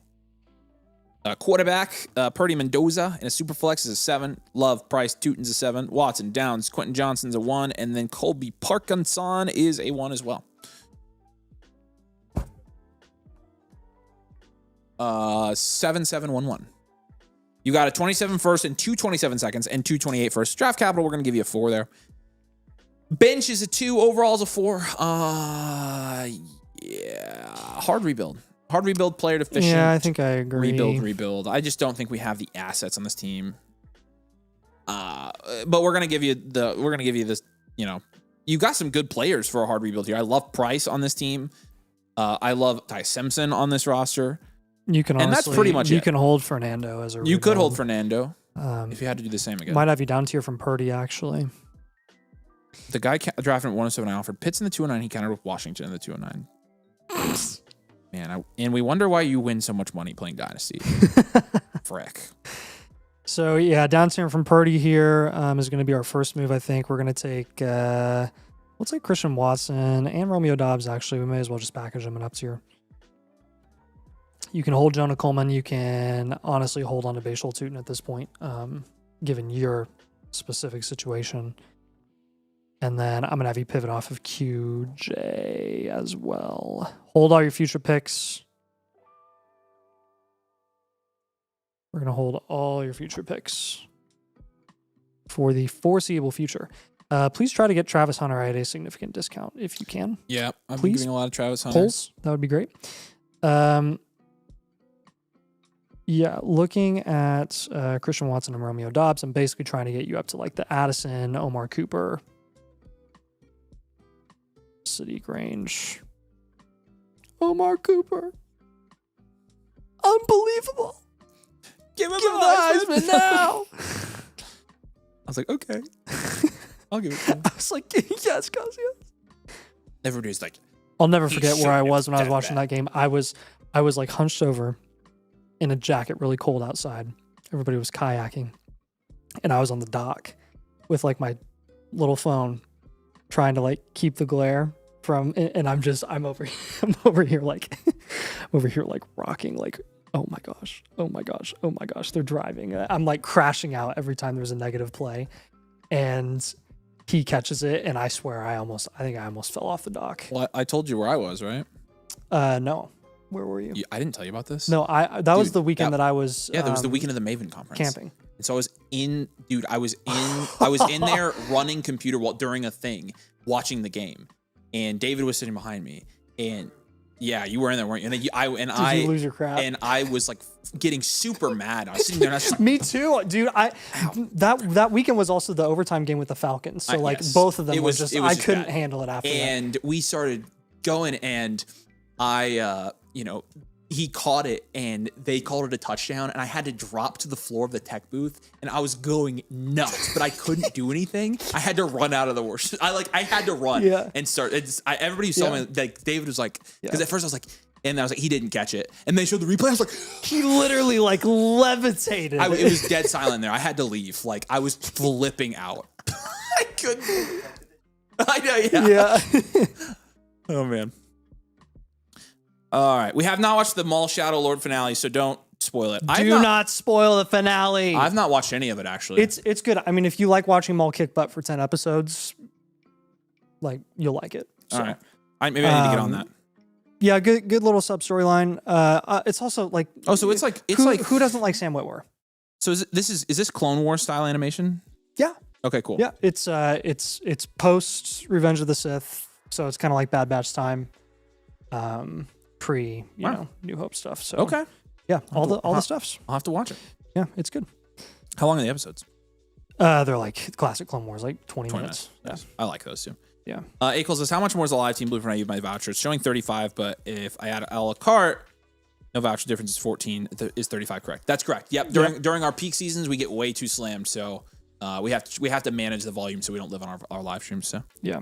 So the down tier for Brock Purdy, back to the team that we're supposed to be reviewing. Yeah. Yeah, sorry, Tyler. You could look at Jordan Love plus. Can I read one of his comments real quick? Yeah. He said, I got an offer to send Christian Watson, Tootin, and Dobbs for J-Mo, Dowdle, Caleb Johnson in a second. I mean, that's pretty fair. That's pretty fair. I think that's underselling Tootin a little bit. That was kind of my point with selling Tootin specifically. I just don't think that you need to at this point in time. You will want to probably in like August or September. But at this point in your situation, you may as well take your shot and play the short-term value upside with him. Yeah. That's just not enough. I know you'll be able to get more later in the season, or later in the off season. The Goff team has Ladd as well for a Purdy down tier. If you look at Sam Darnold, that team has Marvin Harrison Jr. QJ, again, I already mentioned those pivots. You can either go to a productive vet like Evans or Kittle or try to get Travis Hunter. You have questions on the other moves that we have recommended for this team?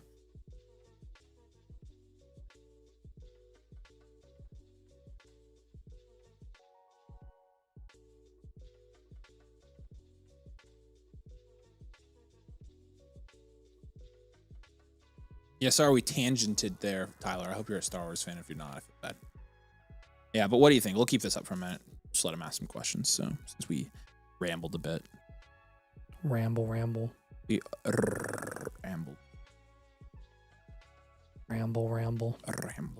Ramble. He said, sweet, I'll hold off. This league is weird with trading. Players get value with picks heavy. AJ Brown equals 2 firsts, etc. Okay, cool. Yeah, I would try to leverage that. You could definitely leverage that. I mean, on a hard rebuild, especially, like, start trading these guys for picks. Yeah. Trade all your quarterbacks for picks. Yep. AJ Brown's worth 2 firsts, and so is Fernando. Yeah. Right? So, and trade him for 227s or something, that's glorious. Yeah, my only caution, you have 228s, like, trade for 27s as much as you can. Yep. 28s aren't bad, but I want 27s. Yeah. 28s are far.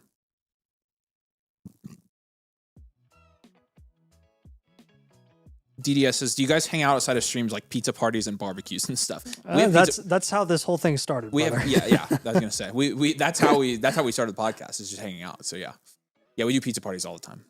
Well, actually, we do nice restaurants quite frequently. Yeah, we're foodies. So yeah,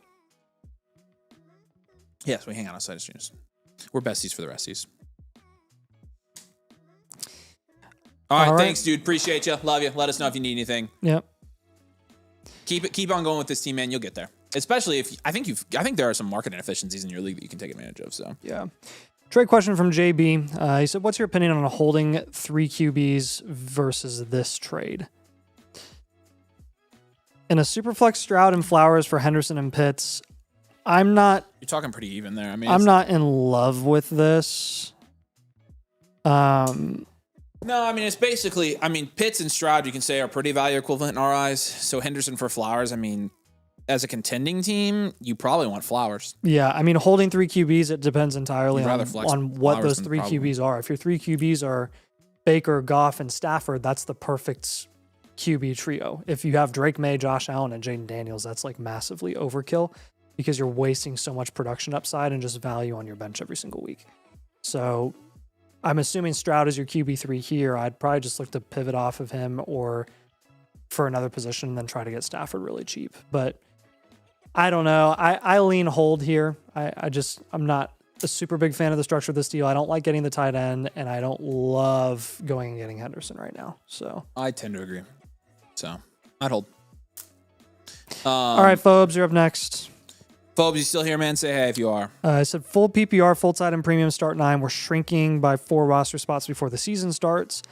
Heavy draft capital and not in a rush to win now. Though I'm open to moving them if I can keep my value insulated. Open to any moves, really. Might have to overpay a bit to consolidate. Thank you both. Yeah, right. Because of the bench spots and stuff, that makes sense. Is this a premium? Caleb and Company, it is a premium. Okay. So we'll take a look here. 12 teams, super flex, full PPR, and full point tight end premium. Yeah, you got a 5% production share here. That's 12th in your league. However, 11.6% value share is first. And remember earlier, I saw a 6% value share, production share gap, and I said, oh, that's probably the biggest I've ever seen. Well, here we go again. Yeah. I kind of want to be more than friends. I mean, you're cutting off four bench spots. You're going to be cutting out Adam Randall, dude, Sean Tucker, Brashard Smith, and Randall? Tank Bigsby, Jalen Royal, like any of those guys. Those spots do not matter. No, like you actually, we're going to have you. Yeah, down we to will. Yeah, it's a super flex. You got Caleb in the almighty bag of chips there. That's a 5. Hampton, Kyle Monungai, Jonathan Brooks is a 7. Neighbors, Drake London, Ty McMillan's a 7. Loveland, Terrence Ferguson's an 8. 327 first, 327 seconds. It's the same wide receiver combo again. Draft capital's an 8 here. I know, dude. It is. Funny. I noticed that. Draft capital's an 8. Benches a 1. Overall a 7. 76 percentile in terms of your roster strength. I mean, you could go future. We could. So we have a super flex spot that's vacated, and then we have Monungai, Brooks, and Ferguson. So that's 4 spots. And you've got 3 firsts next We year. either have to down tier like 4 times, or Let's just go future value. Yeah. Let's keep our studs. Future value is what we're going to go. Future value, well-rounded here. Rebuild, contend is your 2-year outlook. Now, looking at let's see if your advanced analytics kind of support our decision to punt a year. I think they do. In terms of how your team's built, very cool. 40% at wide receiver. And then it's very proportional. It's very proportional. Very cool. Well, look at it. Oh! It is kind of cool. I'm telling you, it makes a pretty shape. It's very symmetrical. It's like a. I'll send it to Scott so you guys don't think we're stupid. We're stupid. We're stupid though. Yep. It's fine. You don't. Yeah. Yeah. You don't want to. Do that. It's fine. I'm still gonna send it to Scott though, so you know what we're talking about. Because I mean, it's still cool. I want you guys to see the cool shape it makes. Okay, so anyways, 40% wide receiver is your value makeup here. You've got a 13.7% wide receiver value share. This is pretty good. A running back is 13.5% of your team. That's 7.1% value share in your league. Quarterback is 17.5% of your team value. That's an 8% value share in your league. Draft capital makes up 19% of your team's value, and tight end makes up 9.3% of your team's value. So, yeah, your average age here, 24.5 at quarterback, 23 at running back, 23 at wide receiver, and then 22 at tight end. So your 3 factors here, 6.8 insulation, 2.8 production, and 5.5 situational. So I do think, the production situational scores here tell us we have a long way to go before we're contending, which makes me think that we should just play it safe and future value. But you have your first in the power rankings here, and you already have 4 cornerstones and 2 foundationals.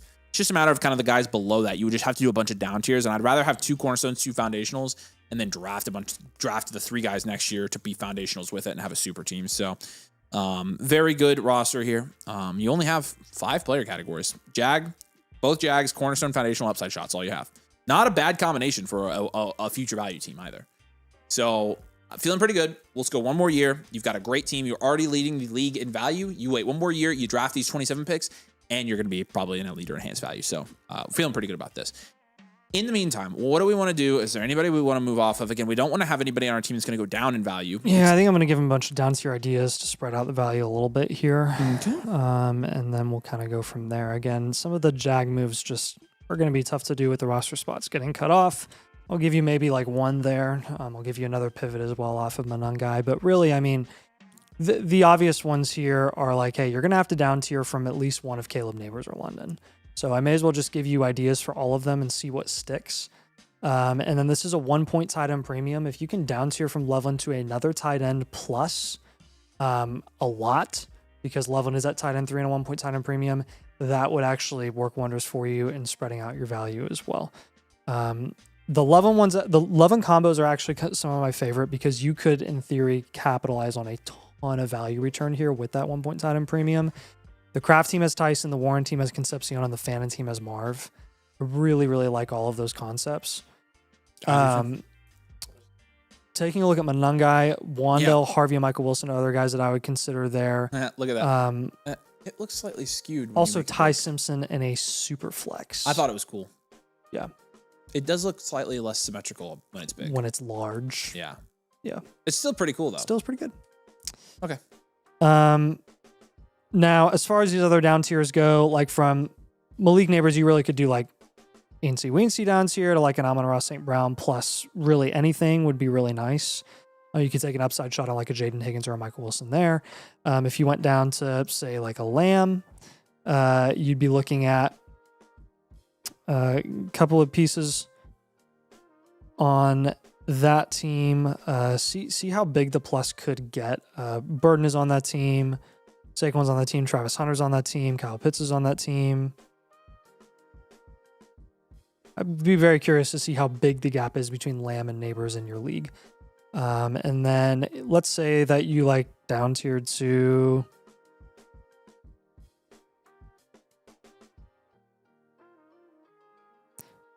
like a Pickens instead. The Pickens team has Lab McConkey and JT that you could look into there. With Drake London, the Garrett Wilson team has Mekhi Lemon. The Cardinal Tate team does have Dak Prescott. That would be very interesting to see what you could get going there. And let's say you went down to a Chris Olave. The Olave team, does have a number of guys that would be solid as well. CMC, Chase Brown, and Buka are all guys that I would look into. Sure. With a Williams down tier, if you went down to Patrick Mahomes, again, it kind of depends on where Williams is being priced in your league. Is he being priced as a mid to late first round asset or a mid second round asset? See a lot of variance there. Seen him go as late as the late second, early third. The Mahomes team does have Rice. Let's say you go down to Purdy or Darts. The Purdy team does have Kenneth Walker and Garrett Wilson. And then the Dart team has pause for effect Moon. Jalen Waddle's on that team. Cam Ward's on that team. 27 rookie picks as well.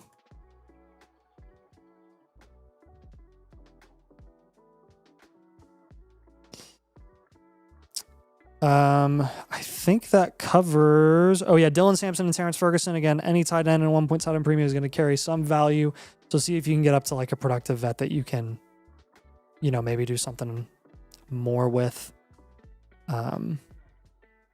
Nick Singleton's a good play. That's not a productive vet, but it's an upside shot.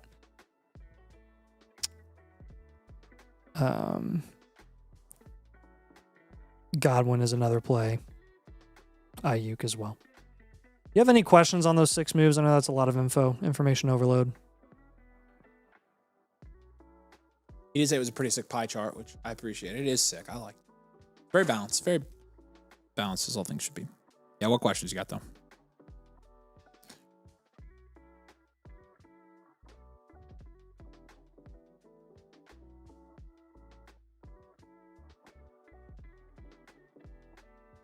Pregunts. He says, heard that. Thank you, guys. Appreciate you. Yeah. Bubs, do you have questions? Of course, you know where to find us. Let us know if you need anything. We're here for you. Appreciate you being a member of the community. And yeah. Good luck with those trades. Shmumbo, we did get yours in. We appreciate you, my guy. Resilience is going to be up next. Resilience, are you in the chat? I think you are. Just say, hey, my friend. Garrett says, I have a free team review. How much is it to upgrade? $35 to upgrade to a live review to get yours done reviewed on the stream. Okay. Okay, let's do this. Resilience. Resilience, neighbor gonna give you up. We're gonna let you down. Neighbor gonna turn around. Hurt you. Okay, here we go. He says, I did a blueprint before. I made a move with Jordan Love and Mason. What's up, buddy? Love the profile picture per usual. Jordan Love and Mason for the 103 and Algier. Nice. Now I'm trying to figure out what to do with that pick. I tried getting one QB. How'd you do that? But it's not easy because the guy has. Well, honestly, you could just take Tyson. You take a huge value win. But we're neighbor gonna give you up. Let's take a look at this. Is this a? Yeah, this is a premium. Yeah, that's right. Because you're a new member. You're really a new member? I can't believe you weren't a member before this, but we appreciate you, man. Welcome. I'm glad you're a member now. I could have sworn you were. I would have thought that you were with as much as you're around, but this is a super flex. It's not a 1 QB. Yeah, still a great deal. This is a super flex. It's a 10-team super flex.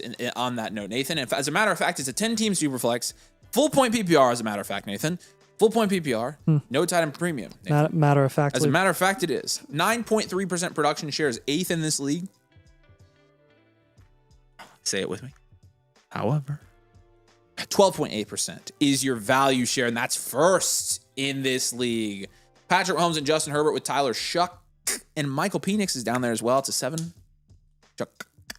Quinshawn Judkins, Chase Brown is a 4. JSN, Neighbors, Golden, Wilson. It's a 6 with JSN and Neighbors there. And McBride is a 10. 103, 109, 209, 306, 308, 409 this year. No 27 first. Draft capital will give you a 4. Bench is a 3. Overall is a 6.2. And this is an 83rd percentile team that we have here. It's just a matter of we have a long way to go to probably contend in a 10 team here. Do we want to do it? Actually, not that long. Standard value, well-rounded, contend is what I'm going to go here. Okay? We'll have you contend. I don't think you're that many moves away here. Nope, we good. So let's look at your advanced analytics. See if you have your pie chart's not as pretty, but it's still a balanced team. And looking at your roster here, the majority of your roster value is in wide receiver. That's 38% of your roster value, and you have a 13% value share at wide receiver among your league. Your next highest is quarterback. You have 26% of your values in quarterback, and you have a 12% value share at quarterback. Tight end, you've got a 13%. 13% is your value proportion there for tight end, and you have a 21% value share at tight end. Running back makes up 10% of your roster. You have a 6% value share there, and draft capital makes up the remaining 11.2%. I had the trade question with Pitts for likely. This was the Henderson one, right? Yes. Yeah. No, not the Henderson one. Pitts in the 202 for likely in the 209. Smash, smash, smash, smash, smash. Yes. That is the ones we want to do. Yeah. So you're 24 years old at running back and wide receiver in your starting lineup here. So you're pretty young. 29 at quarterback and 26 at tight end. So fairly even across the board. Your insulation, 3 factors wise, 7.3. Production's a 5.5. Situational is a 6. Neighbor going to give you up. We've got you at first in the power rankings as well with all your picks as well. You've got 4 cornerstones and a foundational. You're going to add to that. You've got an upside premier. You've got multiple upside shots here. Yeah, I think your roster, the main thing here is just making your team more productive. We're going to do that right now. That is the point of this review, is to make this team, in our opinion, more productive. This is not a tight end premium league, BT dubs. So let's cook. Someone cooked here. You can probably still hold McBride. I'm just going to have you down tier from your QBs. I mean, with the price that you just sold Jordan Love for at the 103, I'm going to assume that in a down tier from one of these guys, you should get sufficient returns. Yep. The Justin Herbert and Mahomes, we're going to look into both of these. And we're not going to include Jordan Love because you just moved him for a ridiculous price. The 109 and Matthew Golden, I'd probably up tier there.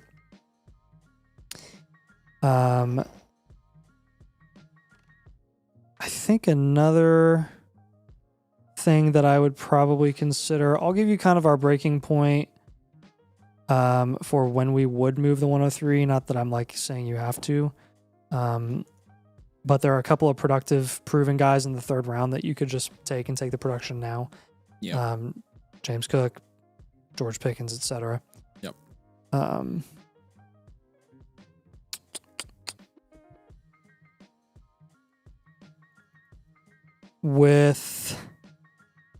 Let let me give you a Coker up tier with probably the next most valuable running back that you have. That's like a Jag, probably Woody Marks. With Matthew Golden in the 109, I'd probably be looking at like the trying to get up to the AJ Brown, Zay Flowers, Jalen Waddle range. Kyron Williams is another guy that you could pursue.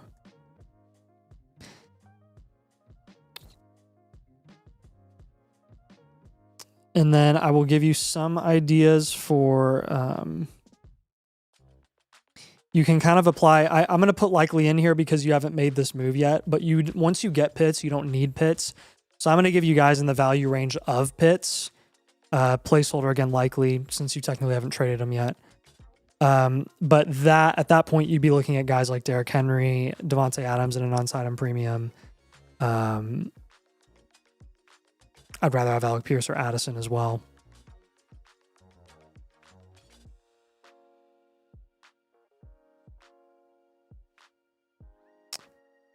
Now to your QB down tiers. The Bo Nix team has Addison if you're down tiering from Patrick Mahomes or Justin Herbert, honestly. You could do a big down tier to Cam Ward and get the 104 on top. That is worth exploring. Let's say you went down to... Again, some of these I'm going to be aggressive because you should be able to down tier pretty far given the quarterback depth flexibility that I think you have. The Trevor Lawrence team does have Cam Scatterbo. I'd be highly interested there. The Justin Herbert team, or not you, not the Justin Herbert team. You are the Justin Herbert team currently. You went down to Dak. That team does have Olave. Let's say you went all the way down to Baker or Goff.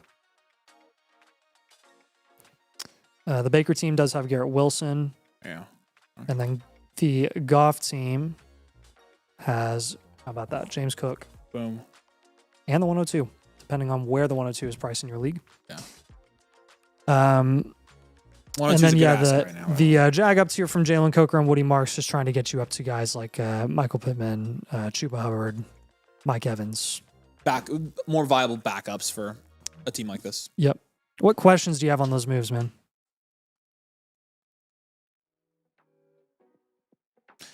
I mean, I think you're close enough. I think you're close enough to where you make these moves. You're going to be pretty firmly in the mix here, so...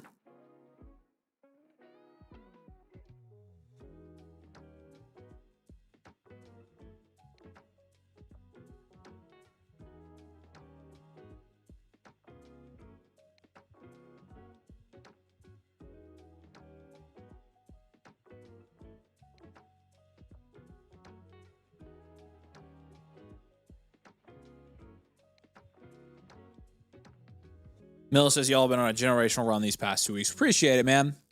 We're enjoying ourselves. It's a very fun time to be a Dynasty creator at the moment, so we're having fun. We appreciate all you guys' support through all this. Yeah, what other questions we got? Resilience.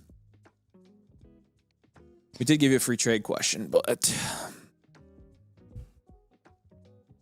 He said, I got the second last year, or I got second last year, and it's only year one of this league. Trading is dang near impossible because no one has done a Dynasty league. Well, here's the thing about inactive Dynasty leagues. I am also in an inactive Dynasty league. It is very hard to get trades done. And as you have now seen as well, the trades that do get done are absolutely ridiculously smash except value wins. Yep. So you don't even have to get a lot done. You just have to get a few, and you're going to be really swimming in a ton. So the team with Olave won the league, and he's not moving a pick. Yeah. Where's the? Did we give him a pick in the? No, I gave him a Olave. You think he'll move Olave? Resilience.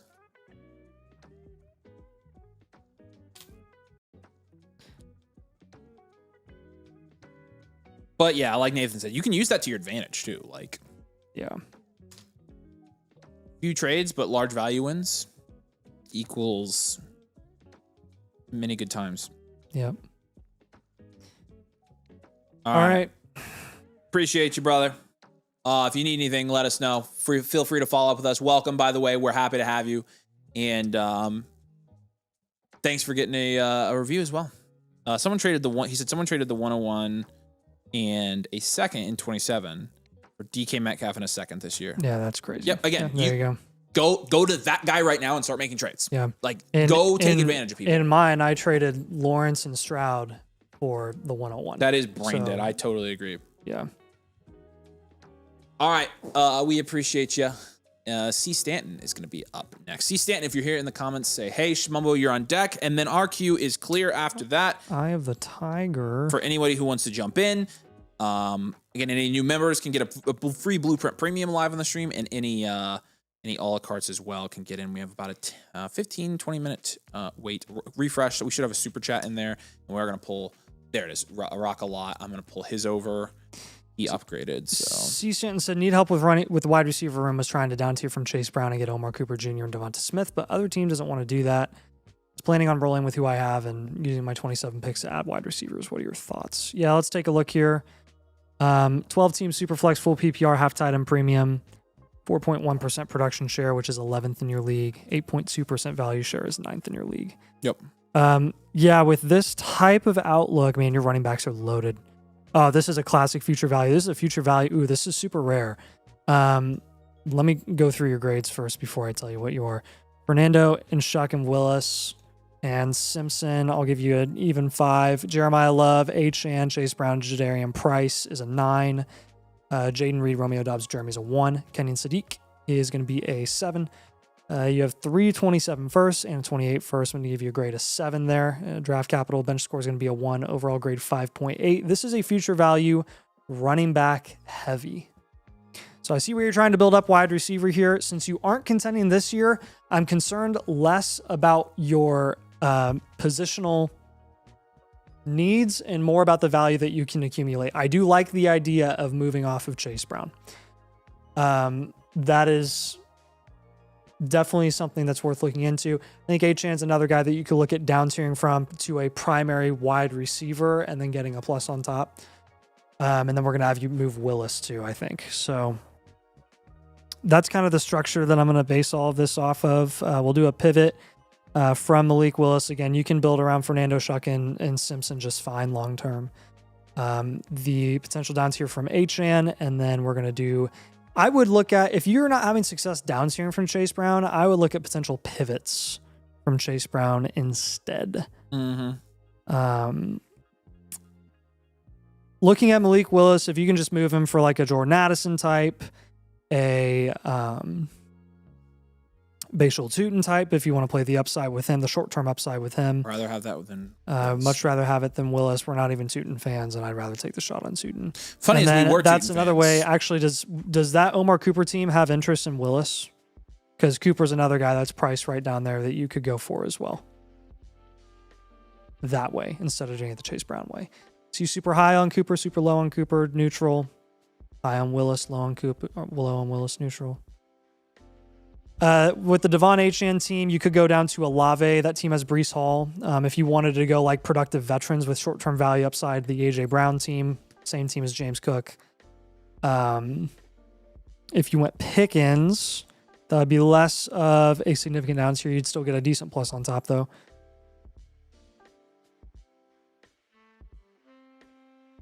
And that team does have Bucky. He said, was looking to move Willis in mid-season. Maybe somebody overpays. So the issue is I'm worried about mid-season for Willis because I'm straight up worried he's just not going to produce. I'm worried it's going to be like the Justin Fields experiment where sometimes you can wait too long and sometimes mid-season isn't the right time. Sometimes it's right before the season starts for guys that are a lot more volatile. Haven't asked, but will. Okay, cool. And then, yeah, the Chase Brown pivots, you're really looking in the range of like T. Higgins. If you want to go for an upside premier, Rome Odunze and Marv are also in the range of Chase Brown. So really, I'm just trying to move off of Chase Brown for like an upside premier guy whose long-term value upside is higher. Long-term value upside potential. And then taking some upside shots down in the range of Malik Willis, and then just spreading out your value with Achane. Nothing against Achane, just wanted to take one of those running backs and spread out the value. Don't really need a down tier from Love. Obviously, you've tried the Chase Brown down tier. Jadarian Price, you want to hold him, so that kind of leaves us with the Achane move. Yeah, Echelon said definitely Tootin guys last year with ETN there. Why not anymore? Because it was very simply a value play for us. So it was, which paid off. Which we liked him last year for this because we wondered if this would happen, and then we wanted to flip him because Tootin wasn't near this price. No. He was going in the mid-second. He was going in the 12th, 13th round of Dynasty Startups. So, it's a value flip for us. Like when you get to this point, the 8th round, you're basically like, he's creeping. Like, does he make the jump to 4th, 5th round running back asset, or does he not? We're guessing he's not, and there are guys in the same range as Tootin that will, and so we're going to pivot to a guy that will and try to get the value jump instead. That makes sense. We liked him as a value play. Now we've got our value. Bye-bye, we're out. In terms of Tootin, the bell cow running back, full workload on an NFL roster, that never was really the play for us. Although he is very talented, and I do like him. Yep. But hopefully that makes sense. You have questions on those moves, C. Stanton? Yeah, what are we thinking? Extra Glock says, I want to submit my premium and infinite voucher for Thursday startup. I'm putting my kids to bed here in a few minutes. How much longer? Depends on how many come in. Once we clear the queue, if there aren't any more, then we'll log off for the night. If they keep coming in, we'll stay on as long as we need to. Latest we would be on is for an hour and a half more. So, C-Stan, if you have any more questions, feel free to drop them in the chat here, man. We're happy to answer those follow-ups for you. Shmumbo is going to be up next, though, and then we got Rockalot who came in here, too. Shmumbo, we're going to do you next. Do your blueprint. Do your blueprint next. Yeah. We have 2 trade questions, Stuart. This is a 27 first for Dak Prescott. I'm not going to lie. These are the types of moves that I want to avoid, especially with your team. Your team isn't... Actually, your team is fine. Yeah, and we can't let Corey do this. You have JSN. We can't let Corey do this. You have JSN, Lamb, Tet, and Cooper at wide receiver, and then you have Achane and Bucky, and then your quarterbacks would be Dak and Darnold. So you're a contending team.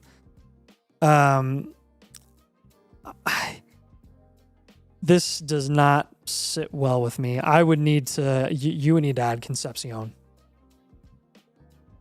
And then you can throw something back, but I would want Concepcion in addition. So if you want to do that, Scott, just add Concepcion on the Dak side. Wide receiver.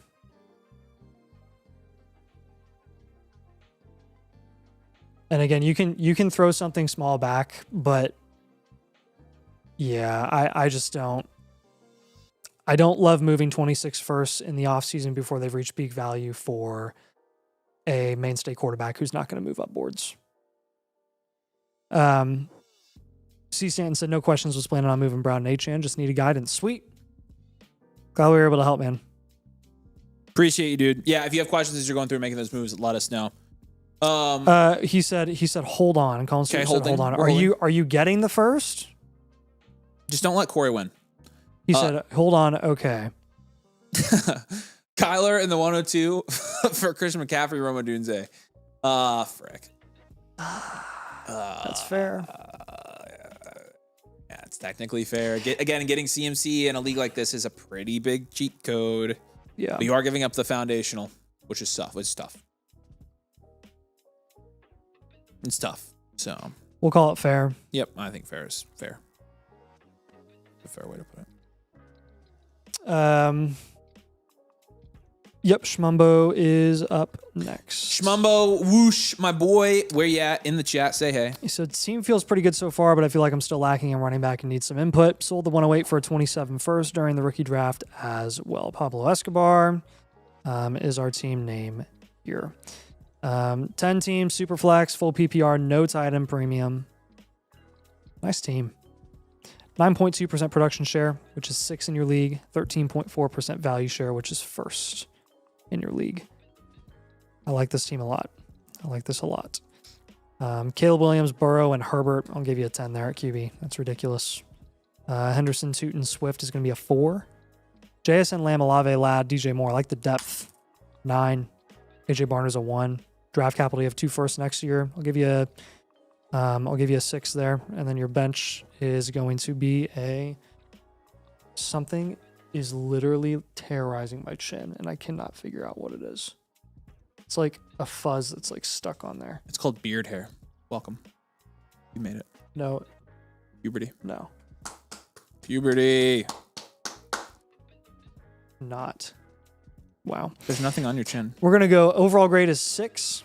It's like it would be a very, very small fuzz. That like there's no way you'd be able to see it. Standard value, well rounded on this team. Yeah, that's what I got as well. Pretty good though. Yeah. Pretty darn good. Yeah, this is really solid. So I think what we're gonna do here is we're gonna move one of your QBs straight up for a running back. Yep. Definitely. Yeah, pick one. For the running back range, I mean, honestly, I'd probably take Burrow for an elite running back, and then down tier from Herbert. Yes, I like that. I like that. So Burrow really should get you Gency, H.N. Hampton.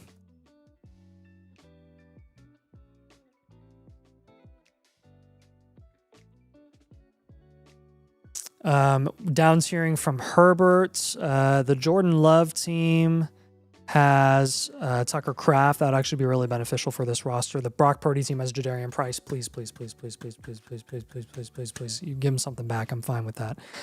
And then the Dak Prescott team has not loving it. So you went all the way down to Darnold. The Dak team does have Loveland. You could work something out there. You'd have to give him something back, though.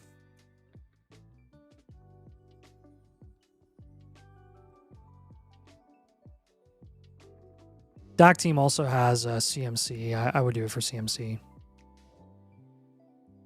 Yeah, would too. Another one that I'm going to do here is probably have you take Bashal Tootin, and we'll go DJ Moore. I'll have you hold on to Swift. Would you rather take Tootin and DJ Moore or Tootin and DeAndre Swift? I think, I mean, I'd probably rather hold DJ Moore in the event that he's like some super elite flex option. So. All right, we'll take Tootin and Swift. He did say I just sent J-Love for Herbert to that guy last season, so we'll switch that one. All right, cool. I'll change that one. That's fine. On the topic of Tootin and Swift, though, I would get you up to Javonte Etienne or Jacobs. Honestly, I would even try I would try to get up to Kyron.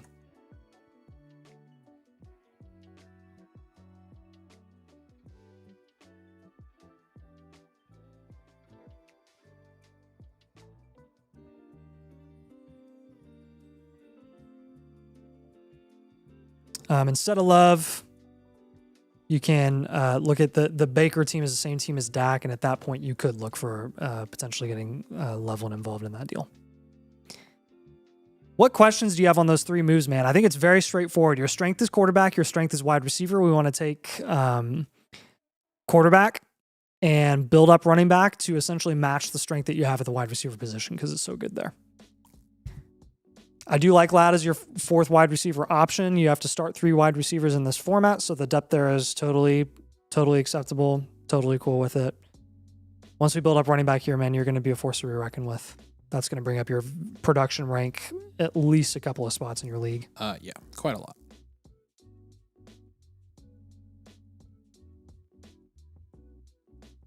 Yeah, any pregunts on that?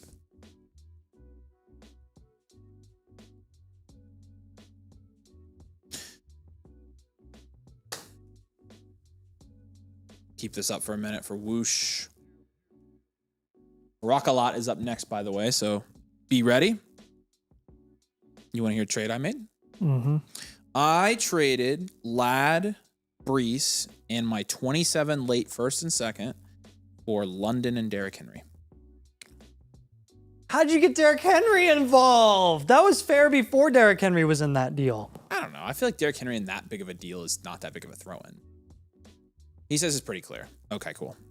Sweet.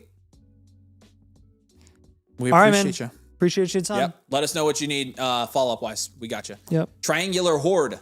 Hurts for Darnold. No, I'm not doing this. No, you're selling too low on Hurts. This is super flex, right? 10 team? Yeah, no. You know. Yeah, no. I would definitely hold there. All right, rock a lot. Let us know that you're here. And let's rock and also roll right into your review. It is time, and for whatever reason. Pause for effect. That's why. Already made. Thanks, everybody. I made that move with Sealy, so. All right, let's look into this, dude. Okay. Let's do this. If I use my blueprint voucher tonight, we'll be live. I mean, yeah, we've got one in the queue right now, y'all. So new members up next. That's BK Rams. I think you just have to. You'd have to do upgrade live it. team You'd have to upgrade blueprint. it, yeah. So, yeah, okay. He didn't leave any comments here for us. So rock a lot. Say hey, and let's jump into this. All right, this is a 10-team super flex full point PPR. It's no tight end premium. 11% production share is 4th in this league. And a 7.6% value share is 8th in this league. Bo Nix, Cam Ward, Baker Mayfield, Malik Willis. We'll give that a 6, some depth there, but it's a 10 team, so the upside's limited. ETN, Harvey, Monunga is a 3, Pickens, Pierce, DK, Wandell's a 4, Harold Fannon's an 8 here. 106, 110, 203, 27 first as well. Draft capital's a 4. Bench is a 4. I'm going to go reload. Yeah, I agree. Let's do 1 year reload, well-rounded reload. This is an interesting structure. It sure is. I think this is another one, man, where a lot of your moves are going to be centered around the quarterback position. Baker Mayfield is one of those guys that's kind of solidified where he's valued. He can't really move up. He could move down, but really, I just think I would want to prioritize some value upside elsewhere, especially since you already have Bo Nix and Cam Ward. We're going to do the same thing with Malik Willis as well. Like, you don't necessarily need a non-tight end premium. Harold Fannin either. George Pickens is a good guy to hold on to right now. Like Alec Pierce, if you want to play the market with him. ETN is someone that you can sell closer to the season. DK Metcalf will usually have people shop as well. That's a bonus move for you. I'd have you shop DK Metcalf, but I'm going to have you take, actually, I am going to include DK Metcalf here. I'm going to have you take Metcalf and Malik Willis and just up tier to someone who we think is going to be more relevant and have higher value upside this year. But taking a look at Baker first, some of the guys that I would move Baker for would be Zay Flowers, Jalen Waddle. What are you doing? And honestly, probably Jameson Williams as well.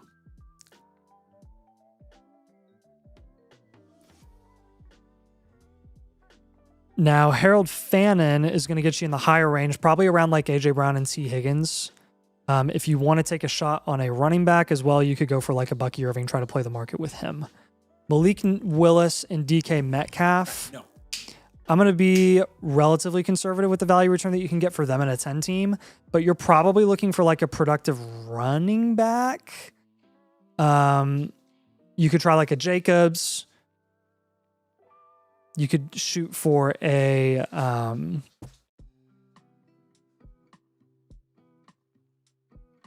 and again, these veterans that you would be targeting, you would be selling at a premium later in the season. Honestly, how much does Scatterboo cost in this league? Jameson Williams is another guy that you can target. I would move Baker for Scatterboo. I was just thinking back on that move. Tucker Kraft is another one that you can play the market with because his value ceiling is quite a bit higher, even in a non-tight end premium. I would go ahead and comfortably take Malik Willis and DK Metcalf and get up to Tucker Kraft. Those are 3 moves. 2 at the quarterback position, 1 at tight end. You can tell what our priorities are for a reloading team.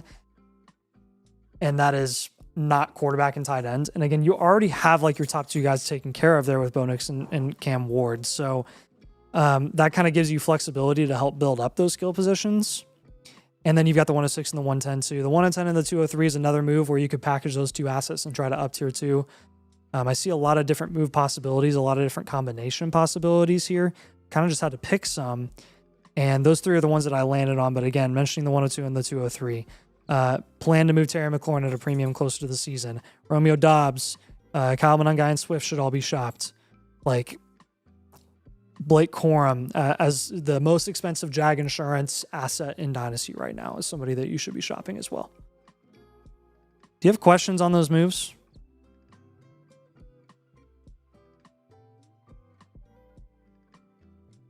The more moves you make and the more value wins that you accumulate here, like that's gonna increase the speed of this rebuild or this reload, man. Like you should be able to recover from this pretty quickly. It's not like a terrible situation or anything.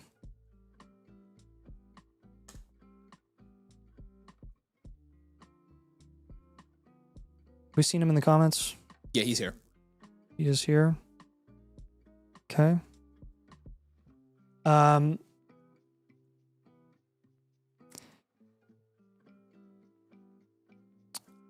Yeah, Rockalot, please feel free to drop your questions in the chat here. We're happy to answer them for you. While we're waiting for any follow-ups that you have, we do have a couple trade questions that came in as well. I think there's a follow-up from Stuart. Yeah, so don't mark his yet. Leave his open that way if he has questions. Yeah. Stuart said, would love some advice on a QB to acquire. Guys might be watching from Thursday's live draft that we did. Okay. Okay, so your team is tooting on you? Yeah, I was going to open up that draft, Scott. Yeah, he linked his team because he has, Tua, Geno, Rodgers. So tooting on you. QB targets. Some ideas for QB targets. Guys that we'd have you acquire at a cheap price. Matthew Stafford.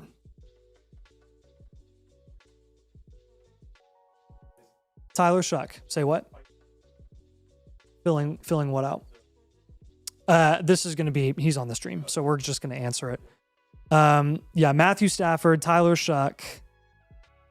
Are there any teams that have like an abundance of quarterback in your league? The team with Kyler Murray has Lamar, Mahomes, and Murray. He's probably, I'd bet you $1 million. He's looking for some wide receiver help. You have a lot of depth there. You could integrate Tootin or Manungai there as well. He would be open to some running back help there. If you're looking to build for the future, Ty Simpson is a guy that you could shoot for too. And the team that owns Ty Simpson is probably going to contend this year. So if you ended up targeting Stafford, you could just get Simpson as well, then maybe ship off Stafford in the middle of the season to a contender if you end up not being a competitive team this season. The Darnold and Daniel Jones team is kind of short at QB. I don't think he's going to want to target any of those guys, or I don't think he's going to want to give up either of those guys. So those other targets that I gave you, I think are all in play. The Purdy Ward Stroud team, Stroud's is QB3. You don't want to target Stroud. Ward would be the guy that you'd want to target. But those are pretty much going to be the ones that I think in this league would be willing to negotiate with you for a quarterback. And that is kind of low end. I'm not having you go for like a star quarterback or anything. Tootin, Manungai, and Sadiq would be the 3 assets on this team that I would be willing to offload straight up for a quarterback depending on what the price was. And that's the only time I would have you go target a quarterback straight up.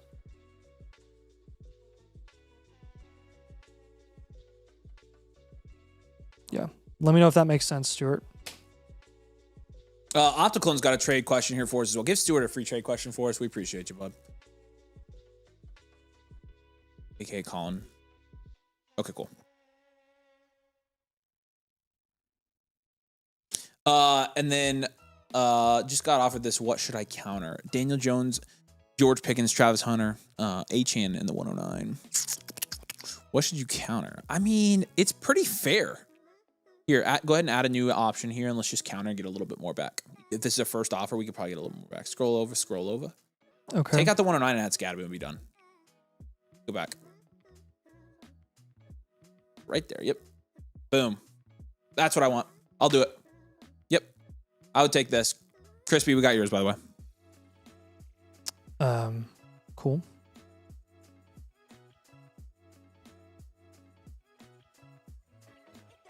All right. And another trade here. Yeah. 27 second for Kyle Manungai. Made some big moves since the review. Nice. You'd be sending the second for Manungai. I don't really think this is worth it because I don't think you're comfortable starting him. Let me see the team here real quick. It's Dale Dobak's team.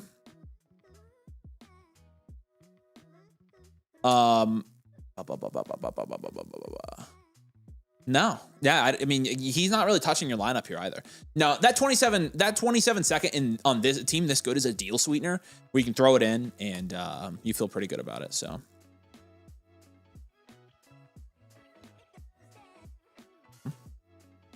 All right, real quick.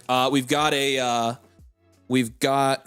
who got one? Crispy's got one in, right? So we've got a couple more team reviews to do, but we do have a special announcement because one of our favorite domain members and one of our newest domain mother flockers, our boy Landon, had his birthday this last weekend.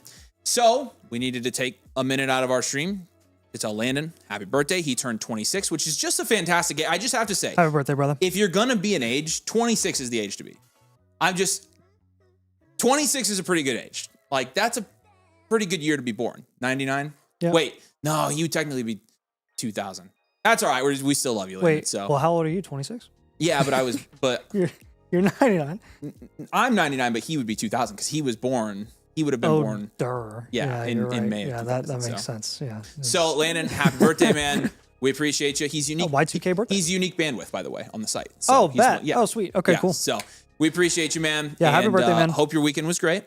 Yep. Also, I have to say your girlfriend is pretty cool. I'm just throwing that in there. So she seems to like you a lot. So it's Landon's birthday last weekend, and it's Nathan's birthday today, which is crazy because you guys are almost the exact same birthday. So it's nuts. It's nuts. Yeah, it's not my birthday, but no, sure. it is though. So Landon, we love you. We appreciate you. Thanks for being a part of the community, dude. Yeah. And let us know if you're watching. Happy birthday, dude. Gotta take time to say happy birthday to the community. What does that say? Don't put it back up. Community members who remember to say happy birthday to Nathan every stream. It's true. Oh, there you go. It's a two-way birthday celebration streak. Yep. So, Yep. All right, Landon, we appreciate you. We love you, dude. All right, Crispy. We're gonna do your team next. Yes, I would hold the 27 second. Oh yeah. So, a month after the startup, we'll do that after Crispy's. Yeah. Felt like I got good value for a lot of my roster. What should I do to contend or reload for 2027? All right, let's take a look here, dude. 12 teams, super flex, full PPR, half time premium. 5.3% production share, which is 12th in your league. 8.5% value share, 7th in your league. Again, want to take the value share and production share with a grain of salt. Coming out of a startup draft, but holy moly. This is a month after the startup, and you're able to... How many firsts do you have? Holy smokes. A lot. And you got Jeez Phoenix? Louise. Oh my gosh. So, yeah. Simpson, and that's it. It's like a 1. Brees and Scottaboo is going to be like a 3. Lamb, Tate. Yeah, no problem, Landon. He's watching right now. I know. Lamb, Tate, Ladd, Burden, Omar Cooper, and Cortland Sutton is going to be that's great. That's a 10. Jonnu Smith's a 1. You have like wide receivers and then running backs. And then picks, and which the picks. to me... that I'll give you a grade of 10 with your draft capital. Bench is going to be a 1. I mean, this value is pretty future. This is the futurist of future, I think. Yeah, this is value. So that's we'll go now.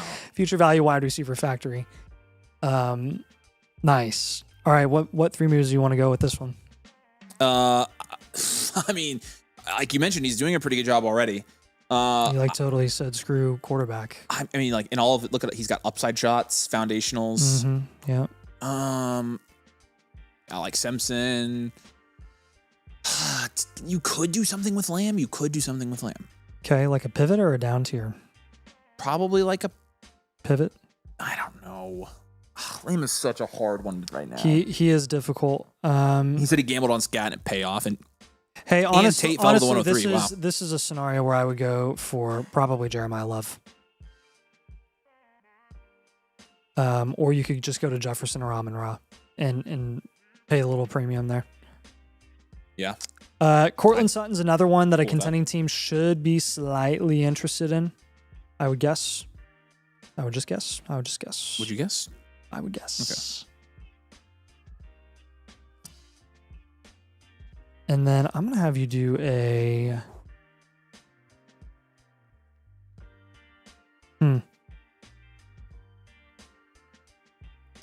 Like a Kittle, Evans, or a Pittman. Why don't you do a Ladd down tier? Just for funsies. I'm going to have you go down to Higgins or AJ Brown plus. The AJ Brown team does have Zay Flowers. The T Higgins team does have Baker. You could then flip Baker. What's up, Brody? And then let's say you went down to like a Marvin Harrison, because Crispy. You getting good at doing future value teams or something, or what? Good. The Marv team's the same team as Higgins' team. Maybe you could get an extra 26 pick there. Yeah, you could. Or not 26, 2027. See what you could get done. Oh, adding 27s on a team like this. It seems like you haven't had trouble adding 27s here, so I might try to continue the trend. What questions do you have on those 3 moves, Crispy? I don't know if you can own too many 27s. Yeah, you also have a lot of upside shots here. So like, it's not like you don't have any players and you're all draft capital here. I'm a fan of this team, man. I'm just flat out straight up a fan. I definitely seems like you know what the frick you're doing. Yeah, My this is the way. This is absolutely the way. If I were building a future value team, it'd look like this. Not even kidding. Yep. Cooper, perfect. Burden, perfect. Tate, perfect. Scatterboo, perfect. Yeah, you did a great job. Frody, just submit your voucher for the team that you want the infinite for, and it should override it. So this was weird. A guy offered to swap Brees, who he picked in the 4th, straight up for my 5th. What? Whoa, what was your 5th? That's bizarre. I mean, your 5th was, I would assume, Burden? Or no, you already got Brees. My bad. Okay, cool. Read that. Our ancestors survived the cold of New England winter, fought a war opposing tyranny, declared independence from the monarchy, all to have Nathan pronounce scenario like that. Yeah. Okay, David. Okay, fine. We have a trade question from Kogonzo. Crispy, if you have any more questions about that team, feel free to let us know in the chat. We'll be here. Kogonzo. JMO and Parker Washington for Zay Flowers. This, in a rebuild, he's interested in Parker Washington. I'm not sure what else I could add to get a small value win. I'm not even worried about the value win. I would take Zay. Yeah. I wouldn't trust keep trade cut here in the valuation of JMO and Flowers. I do think there's a decent gap between the two of them. All right. Jay says, I sent a Blueprint Premium a few days ago. We just drafted our rookies. Will you have time for it tonight? If not, can we do it? We can do it next stream. Did you sit? We probably already have it in progress, don't we, Jay? Yeah. So we can probably talk about that tomorrow if you'd like to potentially upgrade it. But yes, I think we already have pulled that one over in progress. So okay, cool. What a great return to the stream after taking the weekend off. And yeah, we will be back with a video tomorrow. We've got our updated Cornerstone, Foundational, and even a glimpse at our upside Premier rankings coming out tomorrow. Video format on YouTube around lunchtime. Get some lunch, eat, watch some Dynasty. Man, I don't know what else you want to do with your day. And then we're going to be live again tomorrow night. Same time, same place, 6 o'clock. 6 o'clock. 12 o'clock midnight. People get that reference are goated. But what does Patrick have in his briefcase? Frody says, Avery, just team Blueprint doesn't have to be premium and infinite. No, it can be anything. It can be just Blueprint. It's just your voucher. We'll mark it as an infinite voucher for you. So, all right, we're gonna be done for the night. We'll be back on tomorrow. We love you guys. We appreciate you. Thanks for watching, and we'll see you soon. Have a good night.